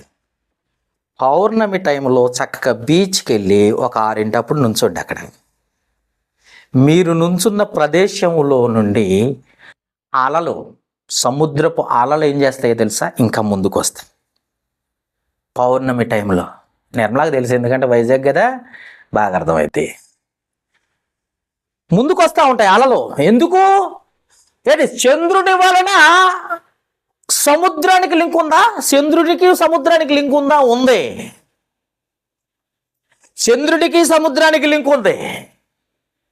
చంద్రుడికి భూమికి లింక్ ఉంది. చంద్రునికి సూర్యునికి లింక్ ఉంది. సూర్యునికి మిల్కీ వేకి లింక్ ఉంది. లోకల్ క్లస్టర్స్కి, సూపర్ క్లస్టర్కి లింక్ ఉంది. ఈ క్లస్టర్స్ అన్నీ కలిసి విశ్వానికి లింక్ ఉంది. ఈ విశ్వం మొత్తము తిరిగితే కానీ భూమి ఎక్కడ ఉందో తెలిసి ఎంత ఉంది. ఆ భూమి మీద నువ్వు ఉన్నావు. నీ కోసం ఇంత పనిచేస్తున్నాయి పైన ఆకాశం. పెద్ద యూనివర్స్ అండి, అంత పనిచేస్తున్నాయి. వీటన్నిటిని చక్కగా ప్రతి దానికి పేర్లు పెట్టి పిలిచాడట. కీర్తనల గ్రంథము 147వ కీర్తన, కొంచెం వివరణ ఇస్తున్నాను, చూద్దాం. కీర్తనల గ్రంథము 147:4. 147:4. నక్షత్రముల సంఖ్యను ఆయన నియమించి ఉన్నాడు. నక్షత్రముల సంఖ్యను ఆయన నియమించి ఉన్నాడు. వాటికన్నిటికి పేర్లు పెట్టించున్నాడు. ప్రతి దానికి దేనికి పేరు పెడతావు? బాగా వినాలి. ఇప్పుడు ఇటు వినాలి. రోడ్డు మీద చాలా కుక్కలు ఉన్నాయి, మీ ఇంటి కుక్కకే, మీ ఇంట్లో ఉన్న కుక్కకే పేరు పెట్టి పిలుస్తారు. ఎందుకని? అర్థమైందా? రోడ్డు మీద చాలా కుక్కలు కనపడుతున్నాయా? కనపడుతున్నాయి. చాలా కుక్కలు ఉన్నాయి రోడ్డు మీద. కానీ వాటన్నిటికీ పేర్లు పెట్టకుండా నీ ఇంట్లో ఉన్న కుక్కకి ఆ బిట్టు, ఆ బంటి, ఇంకా ఆ స్నూపీ, ఇంకో రకంగా పేర్లు పెట్టి పిలుస్తావు. ఎందుకని పిలుస్తావు అని అంటే, అది నీ ఇంట్లో నువ్వు ప్రేమగా చూసుకుంటున్నావు కాబట్టి. అవునా కాదంటారా? అంటే విలువైన వాటికే పేర్లు పెట్టుకుంటాం, అన్నిటికీ పేర్లు పెట్టం. అలాగనే దేవుని దృష్టిలో ఆ నక్షత్రాలన్నీ విలువైనవి. ఆ నక్షత్రాలన్నిటినీ లెక్క పెట్టి, బాగా గుర్తుపెట్టుకుంటే లెక్క పెట్టి పేర్లు పెట్టి పిలుచుకుంటున్నాడు. అంటే అవన్నీ కూడా దేవుని మాటకు లోబడి పనిచేస్తాయి. అవన్నీ కూడా మానవునికి అవసరం అని వాటన్నిటికీ పేర్లు పెట్టి పిలుస్తున్నాడట. అంతేకాదు, ఇంకా ఉంటున్నాడు. కీర్తనల గ్రంథం 115వ అధ్యాయము 16వ వచనం చూద్దామా? 115:16 వచనంలో ఈ భూమిని ఎవరికి ఇచ్చాడో చూడండి ఒకసారి. కీర్తనల గ్రంథం 115:16 వచనం. ఆకాశములన్నీ ఎవరు పని చేపిస్తున్నాడు? యెహోవా వశములో ఉన్నవి. ఆకాశములన్నీ ఎవరి వశంలో ఉన్నాయి? దేవుని వశంలో ఉన్నాయి. అవన్నీ క్రమశిక్షణ కలిగి పనిచేస్తున్నాయి. ఈ భూమి ఎవరికి ఇచ్చాడట? భూమిని నరులకు ఇచ్చాడు. నరులు బ్రతకటానికి యోగ్యమైనది ఏంటో తెలుసా? ఒక భూమే. ఆడంటాడు, వేరే గ్రహం మీద బ్రతకటానికి నీళ్ళు ఉన్నాయా, లేకపోతే గాలి ఉందా? ఇంకొకటి శాస్త్రవేత్తలు ఏం కనిపెడుతున్నారు, ఇంకో గ్రహం మీదకి వెళ్ళి బతుకుదామని అనుకుంటున్నారు. కానీ అసలు దేవుడిచ్చిందే భూమిని. ఈ భూమి మీద బ్రతకాలి, ఇంకో చోటకి పోయి బ్రతకటానికి అవకాశమే లేదండి. అసలు ఇంకో చోటకి వెళ్ళి బ్రతకడానికి, ఇంకో గ్రహం మీద బ్రతకడానికి లేదు. భూమినే నరులకు ఇచ్చాడు దేవుడు. భూమిని మాత్రమే నరులకు ఇచ్చాడు దేవుడు. ఆ భూమి మీదే బ్రతకాలి. ఆ భూమి కొరకే ఇవన్నీ పనిచేస్తున్నాయి. ఇవన్నిటినీ పని చేపిస్తున్నాడు దేవుడు. ఇవన్నీ కూడా ఎవరి కోసం అంటే భూమి మీద మనిషి కోసం, మనిషి బ్రతకటం కోసం. మనిషి బ్రతకటం కోసం ఎన్ని పని చేస్తున్నాయి. ఈ భూమిని వదిలిపెట్టి ఇంకెక్కడో గ్రహంలో బతుకుతాను అంటున్నామేంటి? అక్కడ ఏముండవు. ఉన్నట్టు కనపడతాయి అంతే, ఏముండవు. అర్థమైందా?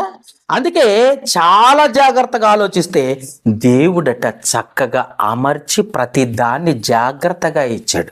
ఎవరికి ఇచ్చాడు, ఎందుకు ఇచ్చాడు ఒకసారి చూడండి. మళ్ళొకసారి కీర్తనల గ్రంథము, ఈ కీర్తనల గ్రంథం 8వ అధ్యాయం.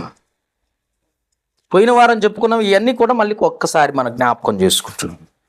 కీర్తనల గ్రంథం 8వ అధ్యాయం 3వ వచనం నుండి చదువుకుందాం. నీ చేతి పని. ఎవరి చేతి పని? ఇప్పుడు చూడండి, జాగ్రత్తగా చూడండి. నీ చేతి పైన ఆకాశములను, నీవు కలగజేసిన చంద్ర నక్షత్రములను నేను చూడగా, నీవు మనుషుని జ్ఞాపకం చేసుకుంటూ వాడు ఏ పాటి వాడు. మీకు అర్థమైందా? ఇప్పుడు ఏమన్నాడో తెలుసా?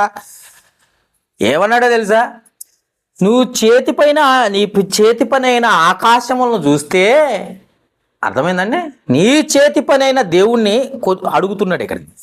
ఆకాశములను చూస్తే నీవు కలగజేసిన చంద్ర నక్షత్రములను నేను చూడగా, అసలు మనిషి ఎంత ఉన్నాడు అంటే భూమి అంత ఉంది. భూమి మీద ఉన్న మనిషి ఎంత అవుడు?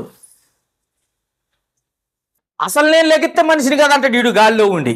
ఈడు ఎక్కడున్నాడు? భూమి ఎక్కడుంది? గాలిలో ఉంది. గాలిలో తిరుగుతుంది. గాలిలో తిరుగుతున్న ఈ భూమి మీద ఈడు బతుకుతూ నేను లెగిస్తే మనిషిని కాదట. అసలు నువ్వు ఏడున్నావో, ఎప్పుడు చచ్చిపోతావో తెలియదరా నాయన. అలాంటి భూమి మీద నువ్వు బతుకుతూ ఏమంటున్నావు తెలుసా? అసలు ఆడు ఏ పాటి వాడయ్యా? ఆ నక్షత్రాలు చూడు ఎంత పెద్ద పెద్దగా ఉన్నాయి. ఆ భూమి ఎంత ఉంది? చిన్నదే. ఆ భూమి ఎంత ఉంది? చాలా చిన్నదే. అలాంటి భూమి మీద బతుకుతున్న మనిషి కోసమే ఇంత నువ్వు కష్టపడుతున్నావు అంటున్నాడు. చూడండి ఆ మాట ఏమంటున్నాడు? నీవు కలగజేసిన చంద్ర నక్షత్రంలో చూడగా నీవు మనిషిని జ్ఞాపకం చేసుకుంటూ వాడు ఏ పాటి వాడు. నీవు నరపుత్రుని దర్శించుటకు వాడు ఏ పాటి వాడయ్యా? అది వాడు ఎంత నీ చేతి కింద. నువ్వు తయారు చేసిన విశ్వంలో వాడు ఎంత? నువ్వు తయారు చేసిన విశ్వంలో, యూనివర్స్లో నువ్వు వాడు ఎంత ఉన్నాడో తెలుసు? అసలు వాడు ఎంతో తెలుసా, వాడిని జ్ఞాపకం చేసుకుంటున్నావు అంటే దేవునికి ఎవరిష్టం? మనమే. అందుకే ఏమంటున్నాడు చూడండి, ఇంకా మనుషుని జ్ఞాపకం చేసుకుంటుటకు వాడు ఏ పాటివాడు, నీవు నరపుత్రుని దర్శించుటకు వాడు ఏ పాటివాడు. దేవుని కంటే వాడిని కొంచెము తక్కువనిగా చేసి ఉన్నావు, మహిమ ప్రభావములతో వానికి కిరీటము ధరింపజేసి ఉన్నావు, నీ చేతి పనుల మీద వానికి అధికారం ఇచ్చింది. అది సంగతి. అన్నిటి మీద అధికారం ఎవరికి ఉందట? భూమి మీద ఉన్న మనిషికి. వీటన్నిటి మీద అధికారం దేవుడు భూమి మీద ఉన్న మనిషికి ఇచ్చేటట. అవన్నీ ఖచ్చితంగా పనిచేస్తున్నాయి. కానీ మనిషి ఏం తింటున్నాడు?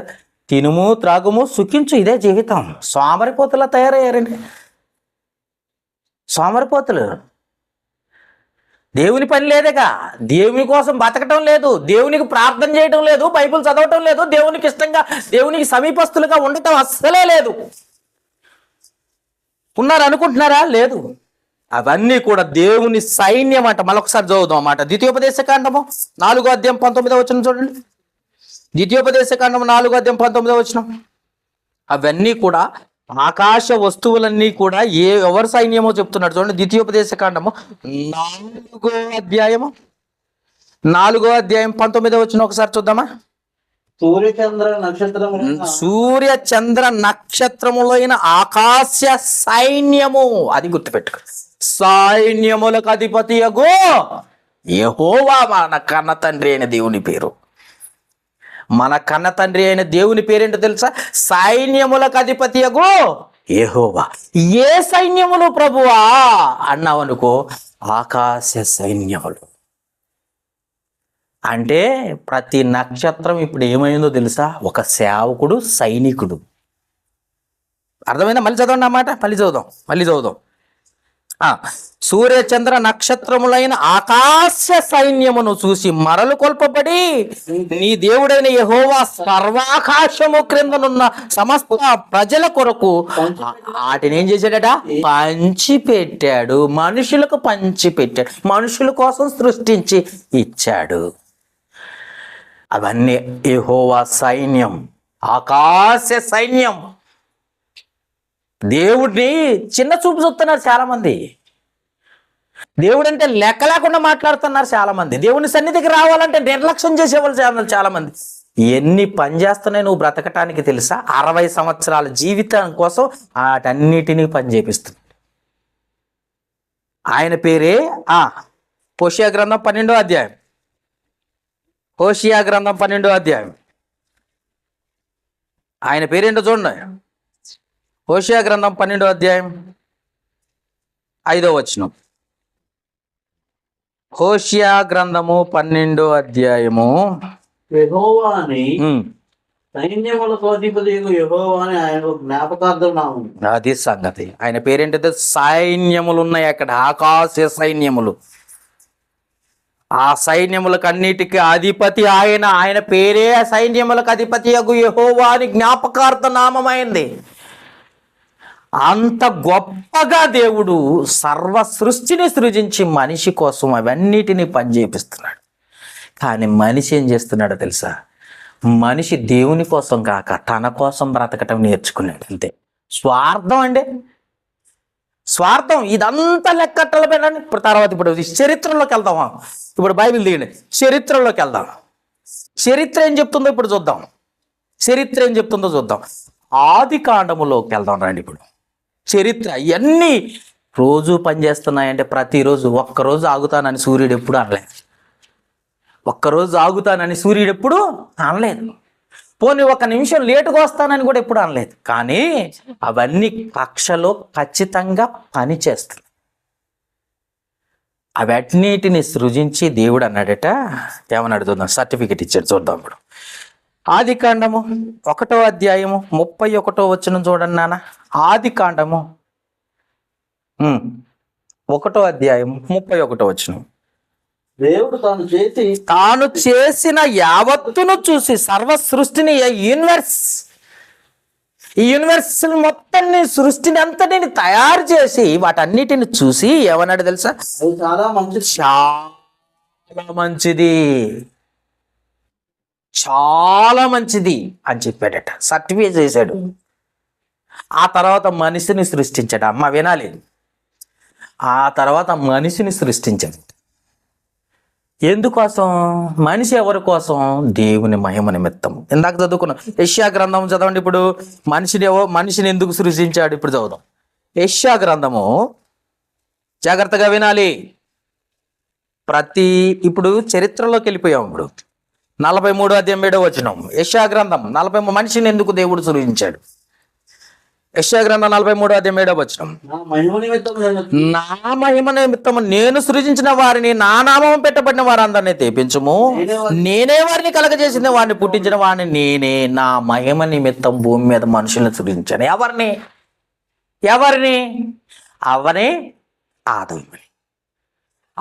ఆదామును సృజిస్తే మరి ఏం చేయాలి? దేవునికి ఇష్టంగా బ్రతకాలి కదా. మరి బ్రతికారా?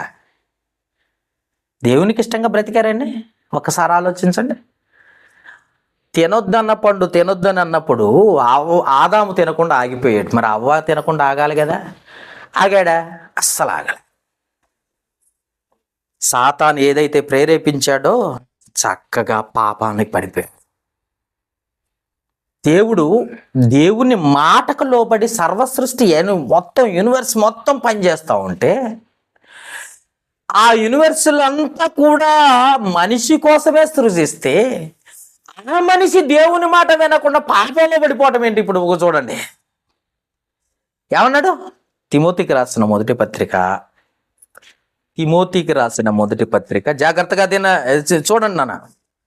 తిమోతికి రాసిన మొదటి పత్రిక 2వ అధ్యాయము 13-14 చూద్దాం. ఇప్పుడు 13-14 మొదట ఆదామును తర్వాత అవ్వను నిర్మించాడట దేవుడు. బాగా వినాలి.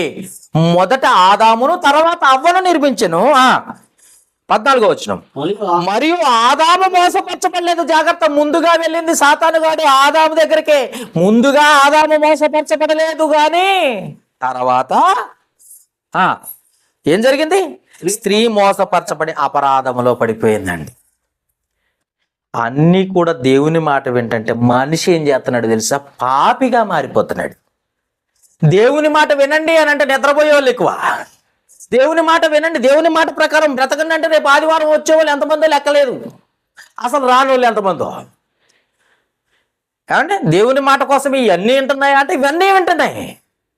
ప్రతి మొక్క, ప్రకృతిలో ఉన్న సర్వ సృష్టి యావత్తు వింటున్నాయి. కానీ ఆదాం ఏం చేశాడు తెలుసా?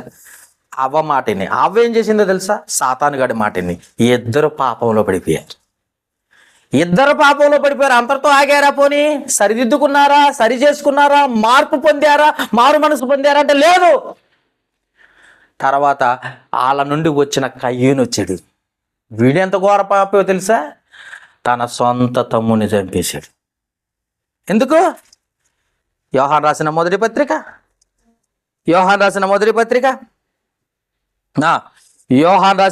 పత్రిక 3వ అధ్యాయం 12వ వచనం. మనము కయ్యూను వంటి వారమై ఉండరాదు. వాడు దుష్టుని సంబంధి అయి తన సహోదరుని, తన సొంత తమ్ముని చంపేసేసిండు. సరే, సహోదరుని చంపాను. వాడు అతన్ని ఎందుకు చంపాను? ప్రశ్న. తన క్రియలు, నీ క్రియలు, నీవు పాపంలో పడిపోయేది కాక పక్కనుండి చంపేస్తున్నారు. కూడా నువ్వు పాపం చేయడం కోసం ఎదుటి వాడిని ఎత్తి మీద చేయి పెడతావా? నువ్వు ఐశ్వర్యవంతుడివి కావడం కోసం ఎదుటి వాడిని ఎత్తిన చేయి పెట్టేసి వాడిని చెడగొడతావా? నువ్వు చర్చికి రాకపోవటం నీకు ఇష్టం లేకపోతే నువ్వు ఆగిపో. పక్కనుండి ఎందుకు చెడగొడుతున్నావు? నువ్వు వాక్యం వినకపోతే బయటికి వెళ్ళిపో. పక్కనున్న వాడిని ఎందుకు చెడగొడుతున్నావు? నువ్వు వినేవాడిని. నువ్వు ఆదివారం చర్చికి రాకపోతే ఇంటికాడ ఉండిపో. వచ్చేవాడిని ఎందుకు చెడగొడుతున్నావు? నువ్వు ఎంత పాపివో తెలుసా? ఇగో ఈ కయ్యూంట అయిపోయాళ్ళు. వాక్యం వినేవాళ్ళని, పక్కనున్న వాళ్ళని కూడా ఎన్నో కూడా చేసేవాళ్ళు ఎవరో తెలుసా? ఈ కయ్యూంట అయిపో. అందుకే చాలా జాగ్రత్త. నువ్వు పడిపోయేదిగా పక్కనున్నోడిని, మంచోడిని కూడా చెడగొడుతున్నావు. అందుకే ఉంటున్నాడు, కయ్యూని సంబంధి వంటి వారమై ఉండరాదు.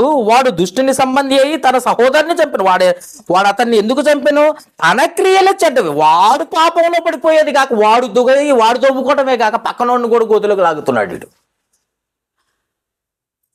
నువ్వు పాపం చేయటమే కాదు, నీ పక్కనున్నోడిని కూడా పాపంలోకి లాగేస్తున్నావు. నువ్వు తాగుబోతు అయిపోయి పక్కనున్న మంచిగా చర్చికి వచ్చేవాడిని కూడా తాగుబోతుగా తయారు చేస్తున్నారు. అర్థమైందండి? మీకు అర్థమైందా? త్రాగుబోతుల విందుల గురించి ఒకసారి పేతురు రాసిన మొదటి పత్రిక చెప్పాను నేను. నువ్వు తాగితే తాగు, నువ్వు వాడితో సహవాసం చేయకు, వెళ్ళు దూరంగుండు క్రైస్తవుడి కను. వాడు తాగితే తాగాడు, వాడితో నీ సహవాసం ఎందుకు ఉండాలి? అట్ట కాదండి, మా ఆయనండి చాలా బుద్ధిమంతుడు, ఆడు దాక్కుండా నన్ను ఆమ్లెట్ వేయమన్నాడు, నేను అందుకే ఆమ్లెట్ ఇచ్చాను. అయితే నువ్వు కూడా తాగుబోతువే. ఎందుకు? పాపాన్ని సమర్థించే నీవు కూడా పాపివే. చూసారా? మన మన మన జడ్జిమెంట్ లేదా మన కోర్టులు ఏం చెప్తున్నాయో తెలుసా? వినాలి. మన కోర్టులు ఏం చెప్తున్నాయో తెలుసా? హత్య చేయటమే కాదు, హత్య చేయటమే నేరం అనుకుంటున్నావేమో, హత్య చేసేవాడిని చూసి కూడా చెప్పకపోవటం కూడా నేరమే. జడ్జిమెంట్ ఏమంటుందో తెలుసా? మీకు తెలుసుకోండి. చూసి చెప్పకపోయినా నేరమేనంట. నీకు తెలుసా? తెలుసు. చెప్పవా? నేను చెప్పను, నేను రాను అన్నావు అనుకో, నీకు కూడా ఆ నేరంలో పాలి భాగస్తురాలివి. నువ్వు చేయటమే కాక నువ్వు పక్కన నుండి కూడా చెడగొట్టే పరిస్థితి రాకూడదు. అందుకే బైబిల్ ఏమంటుందో తెలుసా? ఖచ్చితంగా ఉండు, లేకపోతే వదిలే క్రైస్తవ జీవితాన్ని. ఇదిగో ఆదాము చూడు, అవ్వ పాడు చేసింది, ఆదాం పాడైపోయాడు, అంతటితో మారు మనసు పొంది దేవుని వైపు తిరగాల లేదా? ఇంకా పాత జీవితమేనా? కయ్యను చూడు, ఆడితో ఆగిపోయారా? ఆడితో ఆగిపోయారు అంటే ఆగిపోయింది అనుకోవటానికి లేదు. తర్వాత ఏం జరిగిందో చూడండి. ఆదికాండము 6వ అధ్యాయం. ఆదికాండము 6వ అధ్యాయం చూడండి ఏం జరిగిందో. తర్వాత అక్కడతో ఆగిపోయారు, పాపంలో పడిపోయారు, ఇక బయటకు వచ్చేసారు, మారు మనసు పొందుతారు అని అనుకుంటే పోయిన సంవత్సరం పోతే పోయింది. అమ్మా, పోయిన సంవత్సరం సరిగ్గా చర్చికి రాలేదు, ఈ సంవత్సరం అయినా ఖచ్చితంగా వస్తానన్న ఆలోచన లేదు. ఇప్పుడు పోయిన సంవత్సరం 10 వారాలు కొడితే ఈ సంవత్సరం 15 వారాలు చర్చికి రాకుండా ఆగిపోవాలా? ఇదే నేను సెక్షను. దేవుడు నీ నుండి కోరుకుని ఇదేనా? ఒకసారి చదవండి ఆ మాట. ఆదికాండము 6వ అధ్యాయము. ఆదికాండము 6వ అధ్యాయము 5-6 వచనాలు చూడండి నాన్న. ఒకసారి జాగ్రత్తగా చేయాలి. దేవుడు ఎందాకేమన్నాడో తెలుసా? చాలా మంచిదాన్ని దేవుడు తయారు చేస్తే దాని మీద పుట్టించిన దేవుడు కన్న మనుషులు ఎలాంటి వారో తెలుసా? పాపులైపోయి చివరికి దేవునికి బాధ పెట్టే స్థాయికి వచ్చేసారు. చెడు నరుల చెడుతనం భూమి మీద గొప్పదనియు, వారి హృదయం యొక్క తలంపుల్లోని ఊహాంతయు ఎల్లప్పుడు కేవలం చెడ్డదనియు చూసి తాను భూమి మీద నరులను చేసినందుకు యెహోవా సంతాపము నొంది, ఇప్పుడు ఎవరి గురించి ఎంత సృష్టిని తయారు చేశాను, ఎవరి కోసం తయారు చేసిన ఆ మనుషుడు ఏమైపోయాడు తెలుసా? పాపంలో పడిపోయాడు. ఆ మనిషిని ఎందుకు తయారు చేశాను అనే దేవుడు నొచ్చుకునే పరిస్థితి తీసుకొస్తున్నారు. దేవుడు ప్రతిదినము ప్రతి క్షణం ఆయన రెక్కల చాటును నిన్ను భద్రపరుచుకొని, నిన్ను కాపాడి, నీ కుటుంబాన్ని కాపాడి, నీకు ఆయుష్నిచ్చి, ఆరోగ్యాన్ని ఇచ్చి, ప్రతి దినము నీకు రోగం వస్తే స్వస్థపరిచి, బాగు చేసి అన్ని చేస్తా ఉంటే చక్కగా తిని చర్చికి రాకుండా ఇంటికాడ నిద్రపోతావా? దీనికోసమైనా దేవుడు నీకు ఇచ్చింది ఆరోగ్యం. మార్పు లేదా? పోయిన సంవత్సరం అంటే పాడైపోయావు చర్చికి రాకుండా, ఈ సంవత్సరం అయినా మారు మనసు పొందాలి కదా, ఈ సంవత్సరం అయినా మనసు మార్చుకోవాలి కదా. సర్వ సృష్టికర్త అయిన దేవుడికి ఏమనిపిస్తుందో తెలుసా? నిన్ను చూసి అసలు ఈయన్ని తయారు చేసినందుకు, నరులను సృష్టించినందుకు మనసులో హృదయంలో నొచ్చుకున్నాడట. ఎందుకు ఇది అని చూడండి. ఇంకేమంటున్నాడు? 11వ వచనం చదవండి నాన్న. 11వ వచనం. భూలోకమందు చదవండి నాన్న. భూలోకము దేవుని సన్నిధిలో చెడిపోయి ఉండను, భూలోకం బలాత్కారంతో నిండి ఉండను. అబ్బా, భూలోకం అంతా చెడిపోయిందంటే ఎక్కడ చూడు. మన జనవరి 1 రోజు చూడాల్సింది, ఎక్కడ చూసినా పెద్ద పెద్ద బైకులు, పెద్ద పెద్ద సౌండ్లు, తాగటం. ఎన్ని కోట్లట? 400, దాదాపు దగ్గర 500, ఒక్క రోజుకి 500 కోట్ల సారా తాగారట, మందు తాగారట. మన తెలంగాణ రాష్ట్రంలోనే, 2 రాష్ట్రాలు కూడా కాదు, మన తెలంగాణ రాష్ట్రంలో ఒక్క రోజుకి ఎన్ని కోట్లట? 500 కోట్లు తాగారట బాబోయ్. అది ఏమనుకుంటున్నారా? ఎంజాయ్ చేసేసారు, ఎంజాయ్. దేవుడు కోరుకునేది ఇదేనా? దేవుడు కోరుకున్నది, నీ నుండి కోరుకున్నది ఈరోజు ఫుల్లుగా తాగి నిద్రపోవటానికా? ఇవన్నీ పని చేసి 1 సంవత్సరం గడిచిపోయిందని చెప్పటానికి నువ్వు దేవునికి కృతజ్ఞతలు చెప్పాల్సింది పోయి ఎంజాయ్ చేసి తిరిగి తాగి టపాసులు పేల్టానికి వచ్చావన్నమాట భూమి మీదకి. ఇది ఆ దేవుడు నీ నుండి కోరుకున్నది. దేవుడు కోరుకున్నది నీ. అందుకే ఏంటంటున్నాడంటే సామెతల గ్రంథము 29వ అధ్యాయం 1వ వచనంలో, ఎన్నిసార్లు గద్దించినను లోబడని వాడు మరి తిరుగు లేకుండా హఠాత్తుగా నాశనం అయిపోతాడని చెప్పింది. ఎన్నిసార్లు చెప్పాలి నీకు? రోగం వచ్చింది, ఇకనైనా తెలుసుకుంటావా? పిల్లలకు బాధ కలిగింది, ఇకనైనా తెలుసుకుంటావా? కుటుంబంలో కష్టాలు వచ్చినాయి, ఇకనైనా తెలుసుకుంటావా? ఏం లేదు, 4 ట్యాబ్లెట్లు వేసుకుంటే తగ్గిపోద్దులే, మనం చేసేది చేద్దాం అనుకుంటున్నావా? ఎప్పుడు చచ్చిపోతావో తెలియదు, ఇక లాభం లేదు, నిన్ను చంపేయాలని నిర్ణయం తీసుకున్నాడు దేవుడు. ఎందుకు? నువ్వు దేవునికి ఉపయోగం లేదు, భూమికి ఉపయోగం లేదు, మనుషులకి ఉపయోగం లేదు. భూమికి భారం అంటారు చాలామంది. ఏమంటారు? భూమికి భారం. మనసు మారదు ఇలాంటి వాళ్ళకి. అందుకే ఏమంటున్నాడు? 13వ వచనం కూడా చదవండి నాన్న. ఇప్పుడు ఆదికాండము 6వ అధ్యాయం 13వ వచనం. ఆదికాండము, దేవుడు నోవాహుతో సమస్త శరీర మూలముగా భూమి బలాత్కారముతో నిండి ఉన్నది కనుక నా సన్నిధిని వారి అంతం వచ్చి ఉంది. వాళ్ళని చంపేస్తాను భూమి మీద. నా సన్నిధిని వారి అంతం వచ్చి ఉన్నది, ఇదిగో వారిని భూమితో కూడా నాశనం చేయదును అన్న కోపం వచ్చేసింది దేవుడికి, నీ వలనే. అందుకే మన ప్రయాణాల్లో చూస్తున్నాం, ఫ్యామిలీ మొత్తం ప్యాకేజ్ అయిపోతా ఉంటారు. ఫ్యామిలీ మొత్తం ప్యాకేజ్ అయిపోతా ఉంటారు. తెలుసా? చూసారా? ఎప్పుడైనా చచ్చిపోతారు మొత్తం ఫ్యామిలీ, వాళ్ళ కుటుంబంలో ఒక్కళ్ళు లేడని మొత్తం చనిపోయారని చదువుతూ ఉంటాం. పేపర్లో న్యూస్ చూస్తూ ఉంటాం. ఫ్యామిలీ ప్యాకేజ్ అదంతా. దేవుడు ఒక్కసారి ఆ ఫ్యామిలీని పైకి లేపేశాడు. ఎందుకు లేపావు ప్రభువా? వాళ్ళకి మారు మనసు లేదు.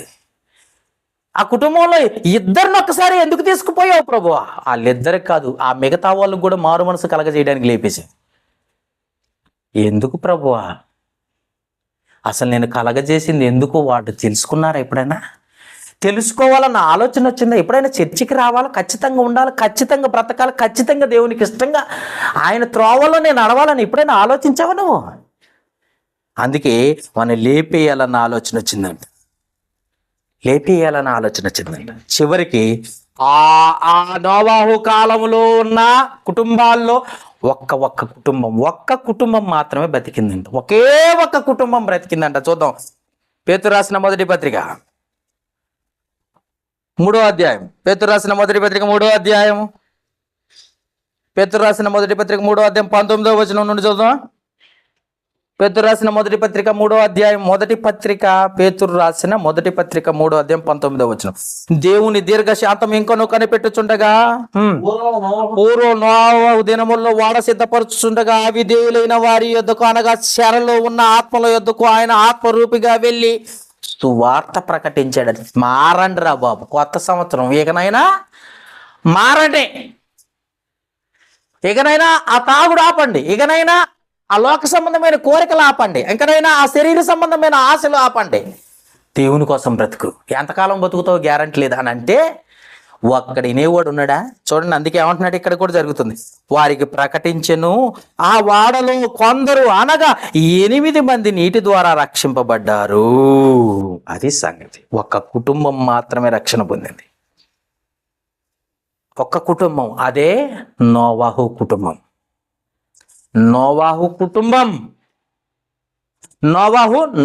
3 కుమారులు, నోవాహు భార్య, కోడళ్ళు, మొత్తం కలిపి 8 మంది మాత్రమే రక్షింపబడ్డారు. మిగతా వాళ్ళందరూ ఏమైపోయారు? కొట్టుకుపోయారు, ప్రాణాలు పోగొట్టుకున్నారు. దేవుని ఇష్టాన్ని జరిగించగా, దేవుని చిత్తాన్ని వెతక, నిద్రపోతులై, సోమరిపోతులై, దేవుని పనిని నిర్లక్ష్యం చేసిన ప్రతివాడు భూమికి భారమని దేవుడు తీసేశాడు. నరులను చెడుతనం భూమి మీద గొప్పదని తెలుసుకున్నాడు. ఇక తీసేసాడు. ఇకనైనా మారు మనసు పొందాలా లేదా? ఇప్పుడు చెప్పండి. ఏమండి, ఇకనైనా మారు మనసు పొందాలా? లేదు, మేము ఇంకా పాపులు, మేము ఎట్టే బతుకుతాం అంటున్నారు వీళ్ళు. చూడండి, ఇప్పుడు ఇజ్రాయేల్ ఎలాంటి వాళ్ళో తెలుసా? పాపులు అయిపోయారట. ఇంకా పాపం అయ్యేసరికి ఐగుప్తులు భారతదేశంలోని వాళ్ళని బానిసలుగా అప్పచెప్పేసేటట. బానిసలు, మార్పు లేని జీవితం ఇదే. బానిసలు అంటే కష్టాలు ఎక్కువైపోయినాయి అంట. నిర్గమకాండం 1వ అధ్యాయంలో రాసి ఉంటుంది ఆ మాట మొత్తం. కష్టాలు ఎక్కువయ్యేసరికి ఆ బానిసత్వం భరించలేక, తిండికి లేక, తిప్పలు లేక ఇబ్బంది పడిపోయి మోకరించి దేవుడికి మొరపెట్టుకుంటున్నారట. మొరపెట్టుకున్నప్పుడు చూడండి ఏం జరిగిందో చూద్దాం ఇప్పుడు. నిర్గమకాండం, బైబిల్ మొత్తం క్షుణ్ణంగా చరిత్ర మీకు చెప్తున్నాను, మీకు బాగా ఆలోచిస్తారని.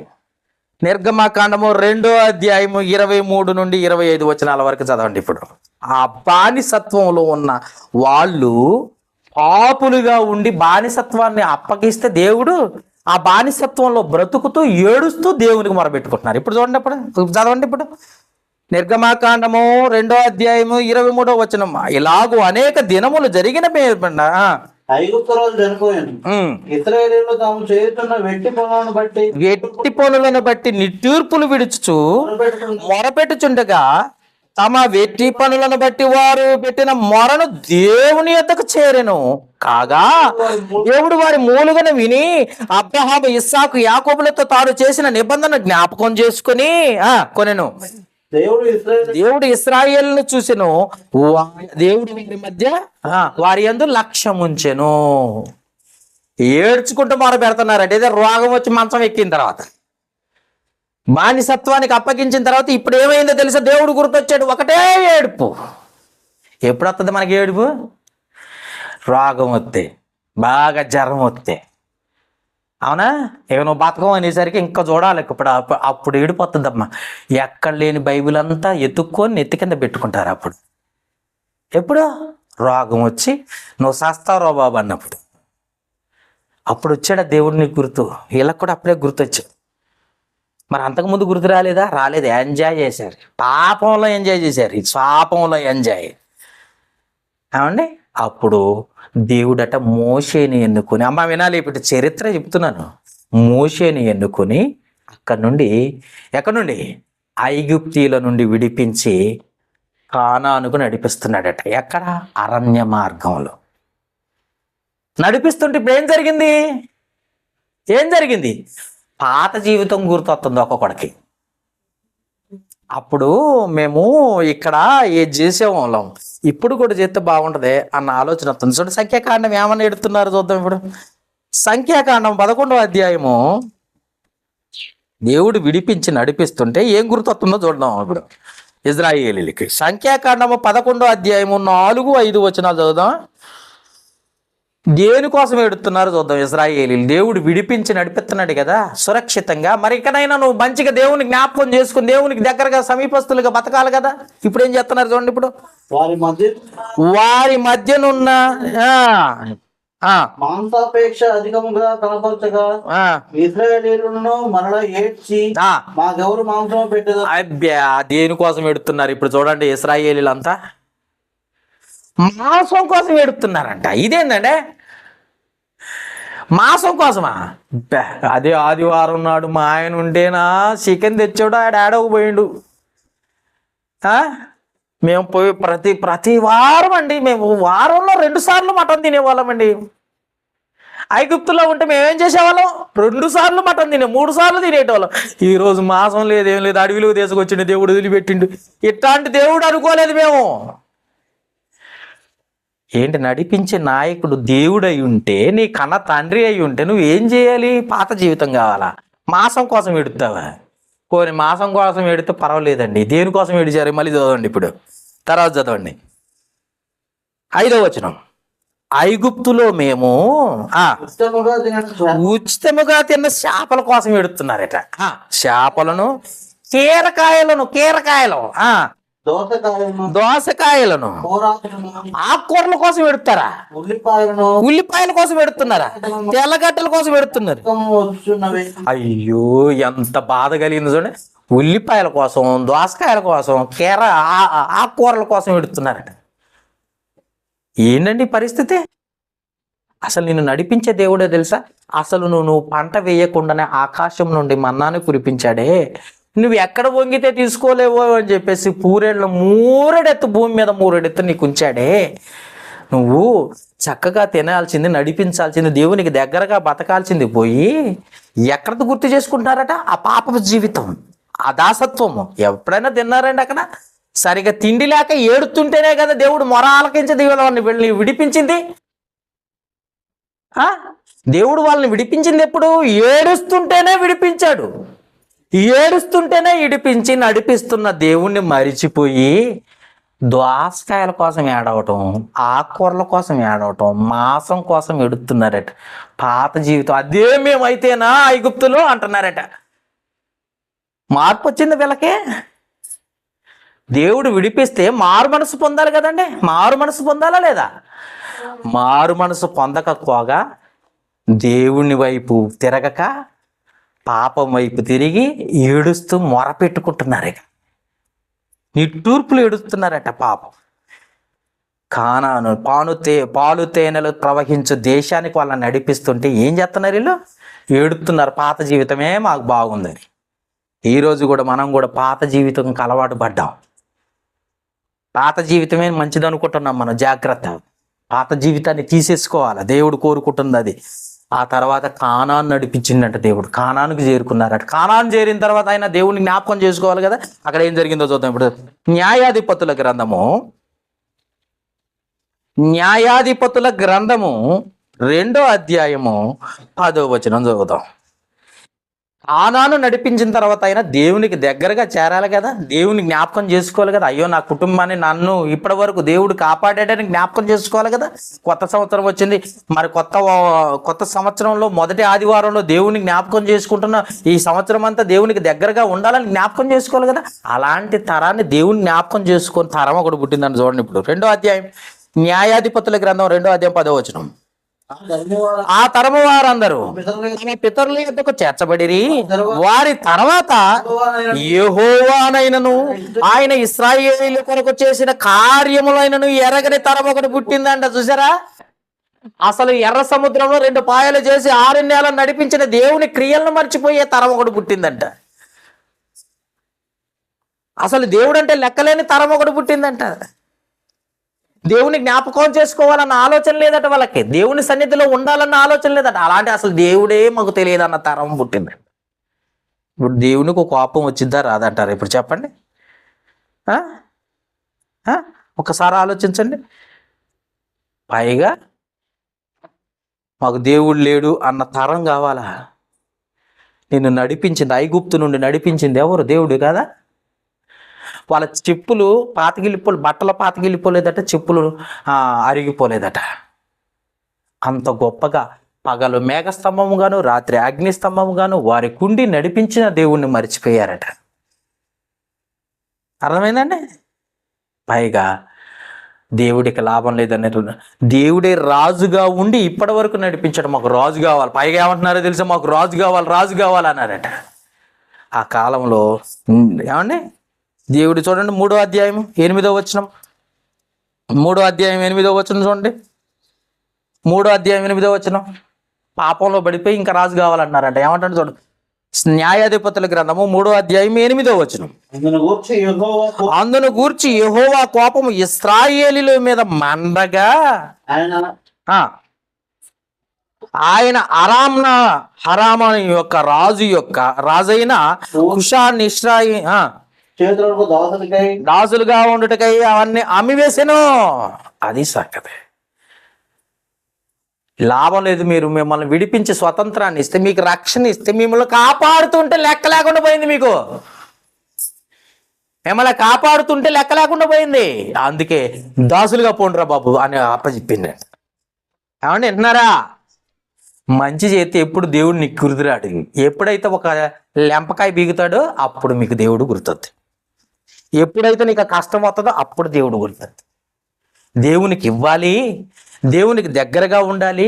నా కష్టార్జితమైన నేనైనా నన్ను నేను సమర్పించుకోవాలి దేవునికి అన్న ఆలోచన రాదు వీళ్ళకి. సోమరిపోతులు కదా. అంతసేపటికి లోక సంబంధమైన చెప్పారా? సర్వ సృష్టి యావత్తు కూడా నీ కోసం పనిచేస్తున్నాయి. నువ్వు దేవుని కోసం పని చేయకుండా సోమరిపోతులా తయారై పైగా పాపంలోనే బతుకుతున్నావు. పాప సంబంధమైన జీవితమే. తర్వాత ఇంకేం చేశాడు తెలుసా? మళ్ళీ విడిపించాడట దేవుడు. విడిపిస్తే దేవుని జ్ఞాపకం చేసుకోవటం కంటే మళ్ళీ పాపంనే జ్ఞాపకం చేసుకుంటున్నాడు. అప్పటికి లాభం లేదని చెప్పి మోయాబీలకు అప్పగించేసాడట దేవుడు ఇశ్రాయేలీయులు. మోయాబీలకు అప్పగించేసాడు. మళ్ళీ పాపంలో పడిపోయాం తండ్రి అని మొరపెట్టుకున్నారట. మొరపెట్టుకున్నప్పుడు అప్పుడు న్యాయాధిపతి అయిన ఏహోదు అనే ఒక రక్షకుణ్ణి తీసుకొచ్చి వాళ్ళ ద్వారా విడిపించి మళ్ళీ నన్ను జ్ఞాపకం చేసుకుని అని చెప్పాడు. మళ్ళీ దేవుణ్ణి వదిలిపెట్టేశారు. మళ్ళీ విడిపించేశాడుగా దేవుడు బానిసత్వంలో నుండి. మళ్ళీ దేవుని జ్ఞాపకం చేసుకోవడం మర్చిపోయారు. మళ్ళీ పాపంలో పడిపోయారు. పాపంలో పడిపోయి మళ్ళీ పాపమే చేసుకుంటూ పోతున్నారట. ఇక లాభం లేదని చెప్పేసి దేవుడట కనాను రాజులకు అప్పగించేసాడట. న్యాయాధిపతుల గ్రంథం మొత్తం చెప్తున్నాను ఇప్పుడు మీకు. కనాను రాజులకు అప్పగించేసాడు దీన్ని. మళ్ళీ ఏడ్చుకుంటా, అయ్యా మాది తప్పైంది, అయ్యా మాది తప్పైంది, మమ్మల్ని విడిపించు తండ్రి దేవా అని ఏడుతుంటే అప్పుడట దేవుడు దెబోరా అనే న్యాయాధిపతిని, బారాకు అనే న్యాయాధిపతిని ఏర్పాటు చేసి వారి కనాను రాజుల నుండి విడిపించి మళ్ళీ దేవుడు నడిపించాడట. అంతటితో ఆగారా? పోనీ అందరితో ఆగారా? విడిపించినప్పుడు ఆ బానిసత్వం నుండి బయటకు వచ్చినప్పుడు మళ్ళీ పాపం మొదలుపెట్టారు. ఇప్పుడు మిద్యానీయులకు అప్పగించేసాడు దేవుడు. మళ్ళీ పాపంలో పడిపోయి, అయ్యా మేము తప్పు చేసినాం అయ్యా తండ్రి, మమ్మల్ని జ్ఞాపకం చేసుకోపు తండ్రి అని అనేసరికి అప్పుడు మళ్ళీ న్యాయాధిపతి అయిన గిద్యోన్ని లేపాడు దేవుడు. గిద్యోను మనం చెప్పుకున్నాం కదా, గిద్యోను నిలబెట్టుకొని వాళ్ళని మళ్ళీ విడిపించాడట. అక్కడతో ఆగారా? మళ్ళీ పాపం చేశాడు. ఇప్పుడు అమోనీయులకు అప్పగించేశాడు దేవుడు.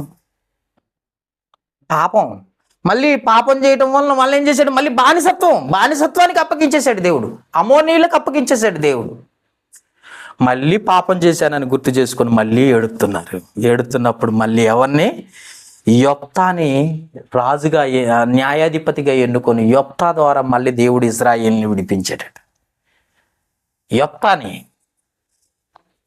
న్యాయాధిపతిగా ఎన్నుకొని వాళ్ళ నుండి విడిపించాడట దేవుడు. అంతటితో ఆగాల? మళ్ళీ పాపం చేస్తున్నారు. ఎన్నిసార్లు తప్పించాలి ఇప్పుడు చెప్పండి? అప్పుడు మళ్ళీ విడిపించింది యొప్త ద్వారా విడిపిస్తే మళ్ళీ ఆగారా? ఆగకుండా మళ్ళీ పాపం చేశారట. ఇప్పుడు లాభం లేదని ఫిలిస్తీన్లకు అప్పగించేశాడు దేవుడు. ఫిలిస్తీన్లకు అప్పగించగానే వాళ్ళని ఏం చేయాలి? చీల్చి చెండాడుతున్నారట ఇశ్రాయేలుని అందరినీ, ఫిలిస్తీన్ల రాజులు. అక్కడ పోయి మళ్ళీ, అయ్యా నా తప్పైంది అయ్యా, నన్ను క్షమించయ్యా, అయ్యా తండ్రి అని మళ్ళీ మొరపెట్టుకున్నారు. ఏం చేస్తాడు దేవుడు? తండ్రి కదా, తండ్రి ప్రేమ.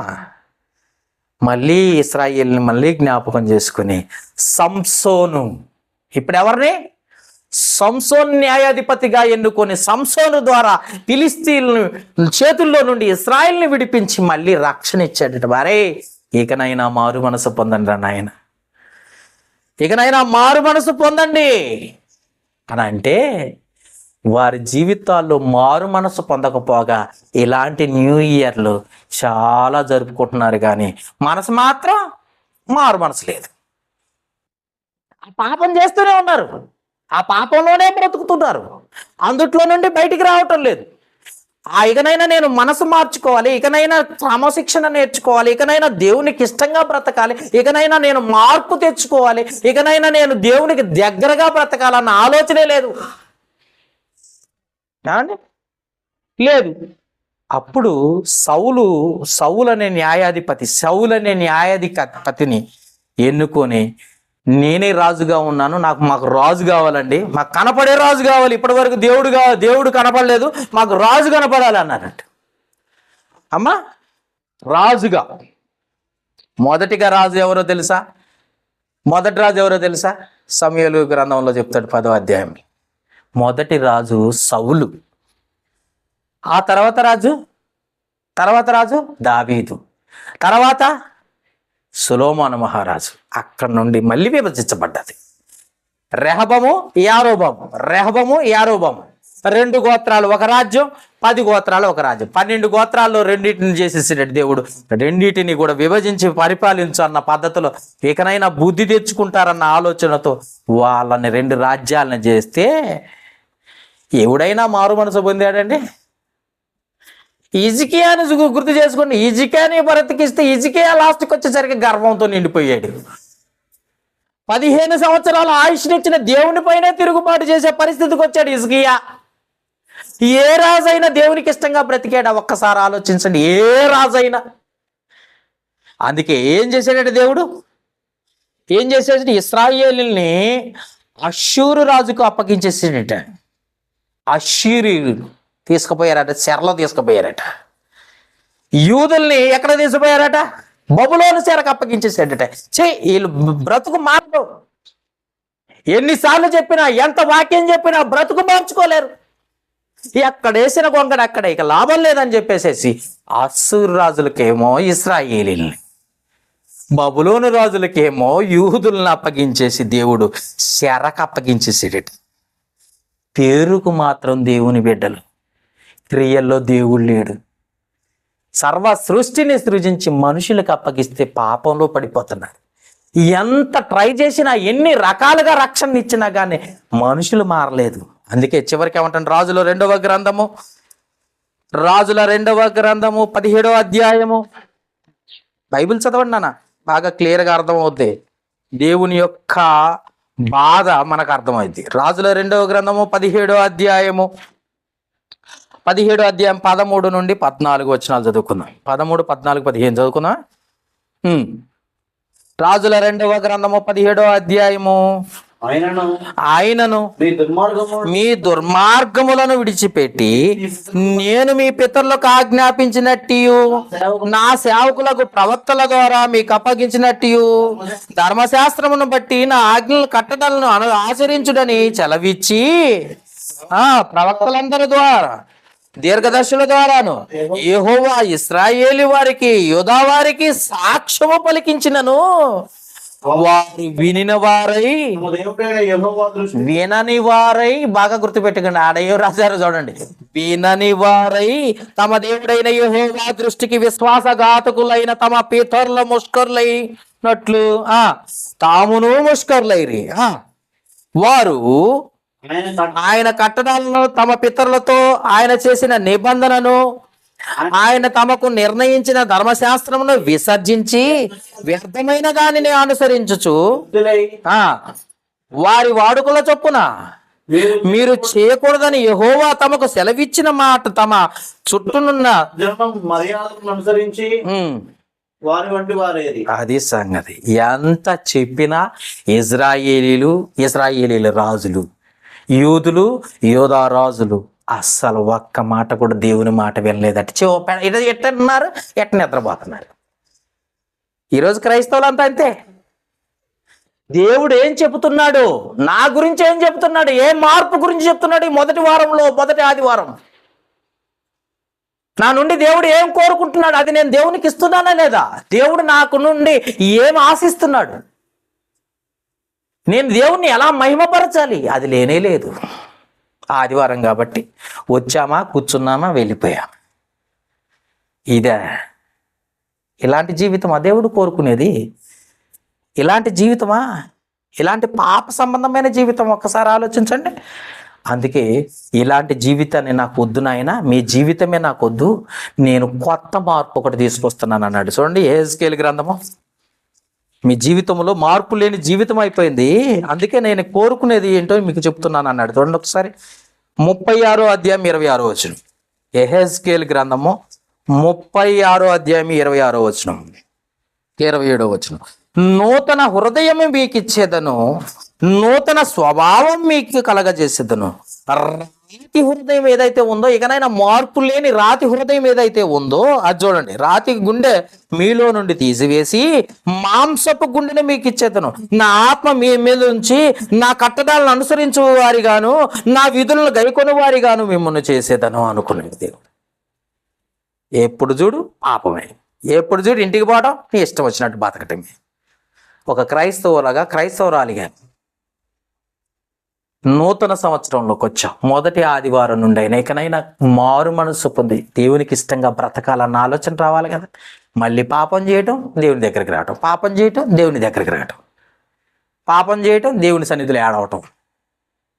అందుకే పాపపు స్వభావాన్ని మార్చాలనుకున్నాడు దేవుడు. ఎందుకంటే పాపమే ఏమంటున్నాడు చూడండి. ఇప్పుడు యోహాను సువార్త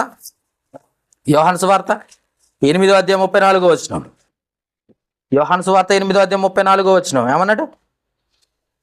అందుకు యేసు, పాపము చెయ్యు ప్రతివాడు పాపానికి దాసుడైపోతున్నాడయ్యా, అందుకే నేను వారిని పాపం నుండే విడుదల పొందాలనుకుంటున్నాను. అమోనీయుల ద్వారాను, ఫిలిస్తీన్ల ద్వారాను, లేకపోతే ఆ కనానీయుల రాజుల ద్వారాను విడిపించటం కాదు, అసలు వాళ్ళు చేసేది పాపం. ఆ పాపం నుండే వాళ్ళని విడుదల చెయ్యాలనుకుంటున్నాను అని చెప్పేసి, ఇదిగో పాపం చెయ్యు ప్రతి వారు పాపానికి దాసులైపోతున్నారు కనుక ఆ పాపం నుండి విడుదల పొందాలనుకుంటున్నానని చెప్తున్నాను. అందుకు ప్రభువైన యేసుక్రీస్తుని లోకానికి పంపించాడట. చూడండి, ఇప్పుడు పాపం నుండి విడుదల చేయడానికి యేసుక్రీస్తుని లోకానికి పంపించాడట. చూడండి, మత్తయి సువార్త 1:21 ఆమె ఒక కుమారుని కనును, తన ప్రజలను వారి పాపముల నుండి ఆయనే రక్షించును కనుక ఆయనకి యేసు అని పేరు పెట్టుదు అని. దేవుని నిర్ణయం మార్చుకున్నాడు. పాపం నుండి విడుదల చేస్తేనే బాగుంటుంది అనుకున్నాడు దేవుడు. బానిసత్వం నుండి విడుదల కాదు, మనుషుల యొక్క బానిసత్వం కాదు, పాపానికే బానిసలైపోయారు వీళ్ళు. ఎప్పుడు చూడు పాపం చేసుకుంటూ పోవటం, ఎప్పుడు చూడు దేవునికి దూరం అయిపోవటం, ఎప్పుడు చూడు ఆ చర్చికి రాకుండా దూరం అయిపోవటం, ఎప్పుడు చూడు దేవునికి ఇవ్వకుండా దూరం అయిపోవటమే. అందుకే దేవుడు ఏమన్నాడు తెలుసా? పాపం నుండి విడుదల పొందడానికి ప్రభువైన యేసుక్రీస్తుని లోకానికి పంపించాలనుకున్నాడు. అందుకే ఏం చేయాలి? ప్రభువైన యేసుక్రీస్తు అని ఏం చెప్పాడు చూడండి. ఇప్పుడు యోహాను సువార్త 3:2-3 చదువుకుందాం. 2-3 వచనాలు. అతడు ఆ రాత్రి యందు అతని యొద్దకు వచ్చి, బోధకుడా, నీవు దేవుని యొద్ద నుండి వచ్చిన బోధకుడు అని మేము ఎరుగుదుము. దేవుడు అతనికి తోడు ఉంటేనే గాని నీవు చేయుచున్న సూచక్రియలు ఎవడనూ చేయలేడని ఆయనతో చెప్పారు. 3వ వచనం. అందుకు యేసు అతనితో, ఒకడు క్రొత్తగా జన్మించితేనే కానీ అతడు దేవుని రాజ్యంలోకి రాలేడు. ఒకడు బాప్టిజం పొంది మారు మనసు పొంది దేవునికి ఇష్టంగా బ్రతికితేనే తప్ప దేవుని రాజ్యాన్ని చూడలేడు. మారు మనసు లేదు, బాప్టిజం తీసుకున్నామన్న భయము లేదు, ఇంకా దేవుని భయం ఏముంటుంది? ఇక ఒకసారి ఆలోచించండి. నేను దేవుని యందు నేను బాప్తిసం తీసుకున్నానన్న భయం అన్న ఉండాలి కదా, లేదుగా. అందుకే అంటున్నాడు, ఒకడు క్రొత్తగా జన్మించితేనే గాని దేవుని రాజ్యాన్ని చూడడు. ఒకడు దేవుని వైపు తిరిగి మారు మనస్సు పొంది, బాప్తిసం తీసుకుంటే మారు మనస్సు పొందాలి. నీ క్రియలు, నీ ప్రవర్తన మార్చుకో. అలా మారు మనసు లేకుండా ఇంకా నేను పాపపు స్వభావాన్ని నడుచుకుంటాను, పాపపు జీవితాన్ని మార్చుకోను, అలాగనే ఉంటాను అంటే ఏమంటున్నాడు? ఎఫెసీయులకు రాసిన పత్రిక చూద్దాం. ఇప్పుడు ఎఫెసీయులకు రాసిన పత్రిక 4:22 నుండి, ఎఫెసీయులకు రాసిన పత్రిక 4:22 నుండి చూడండి. ఇప్పుడు కావున మునుపటి ప్రవర్తన విషయములోనైతే దొరికిందా? ఎఫెసీ 4. మోసకరమైన దురాశల వల్ల చెడిపోయి మీ ప్రాచీన స్వభావం, పాత స్వభావం ఉందే, దాన్ని వదులుకొని మీ చిత్తవృత్తి యందు నూతనపరచబడిన వారై నీతియు యథార్థమైన భయభక్తులు గలవారై దేవుని పోలికగా సృష్టింపబడిన నవీన స్వభావమును ధరించుకుని ఇకనైనా కొత్త సంవత్సరంలో కొత్తగా జీవించడానికి ప్రయత్నం చేయి. మారు మనసు పొంది ఇకనైనా నవీన అంటే నూతన స్వభావం, ఇకనైనా నూతనంగా బ్రతకటానికి ప్రయత్నం చేయండి అంటున్నాడు. ఏమంటున్నాడు? 4:31 చూడండి. 4:31 ఏమి విడిచిపెట్టాలో చూడండి. ఇప్పుడు 4:31 32 ఎఫెసీయులకు రాసిన పత్రిక 4:31-32 సమస్త ద్వేషము, కోపము, క్రోధము, అల్లరి, దూషణ, సకలమైన దుష్టత్వమును మీరు విసర్జించుడి. ఒకని యెడల ఒకడు దయగలిగి కరుణా హృదయులై క్రీస్తునందు దేవుడు మిమ్మల్ని క్షమించిన ప్రకారం మీరును ఒకరినొకరు క్షమించండి, విసర్జించండి. ఆ పాప జీవితాన్ని వదిలిపెట్టండి, ఏమండి విసర్జించండి, అసహించుకోండి, దూరం చేసుకోండి అంటున్నాడు. ఇంకేమంటున్నాడు? 5వ అధ్యాయం చూడండి. ఇప్పుడు 5వ అధ్యాయం 8వ వచనం. 5వ అధ్యాయం 8వ వచనం. మీరు పూర్వమందు, ఎఫెసీయులకు రాసిన పత్రిక 5వ అధ్యాయం 8వ వచనం, మీరు పూర్వమందు చీకటి అయి ఉన్నారు, ఇప్పుడైతే ప్రభువునందు వెలుగై ఉన్నారు.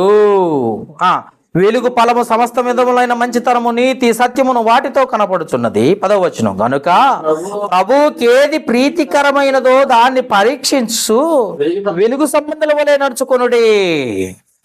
నిష్ఫలమైన అంధకార క్రియలను పారివారై ఉండక వాటిని ఖండించుడి. ఏమన్నాడు?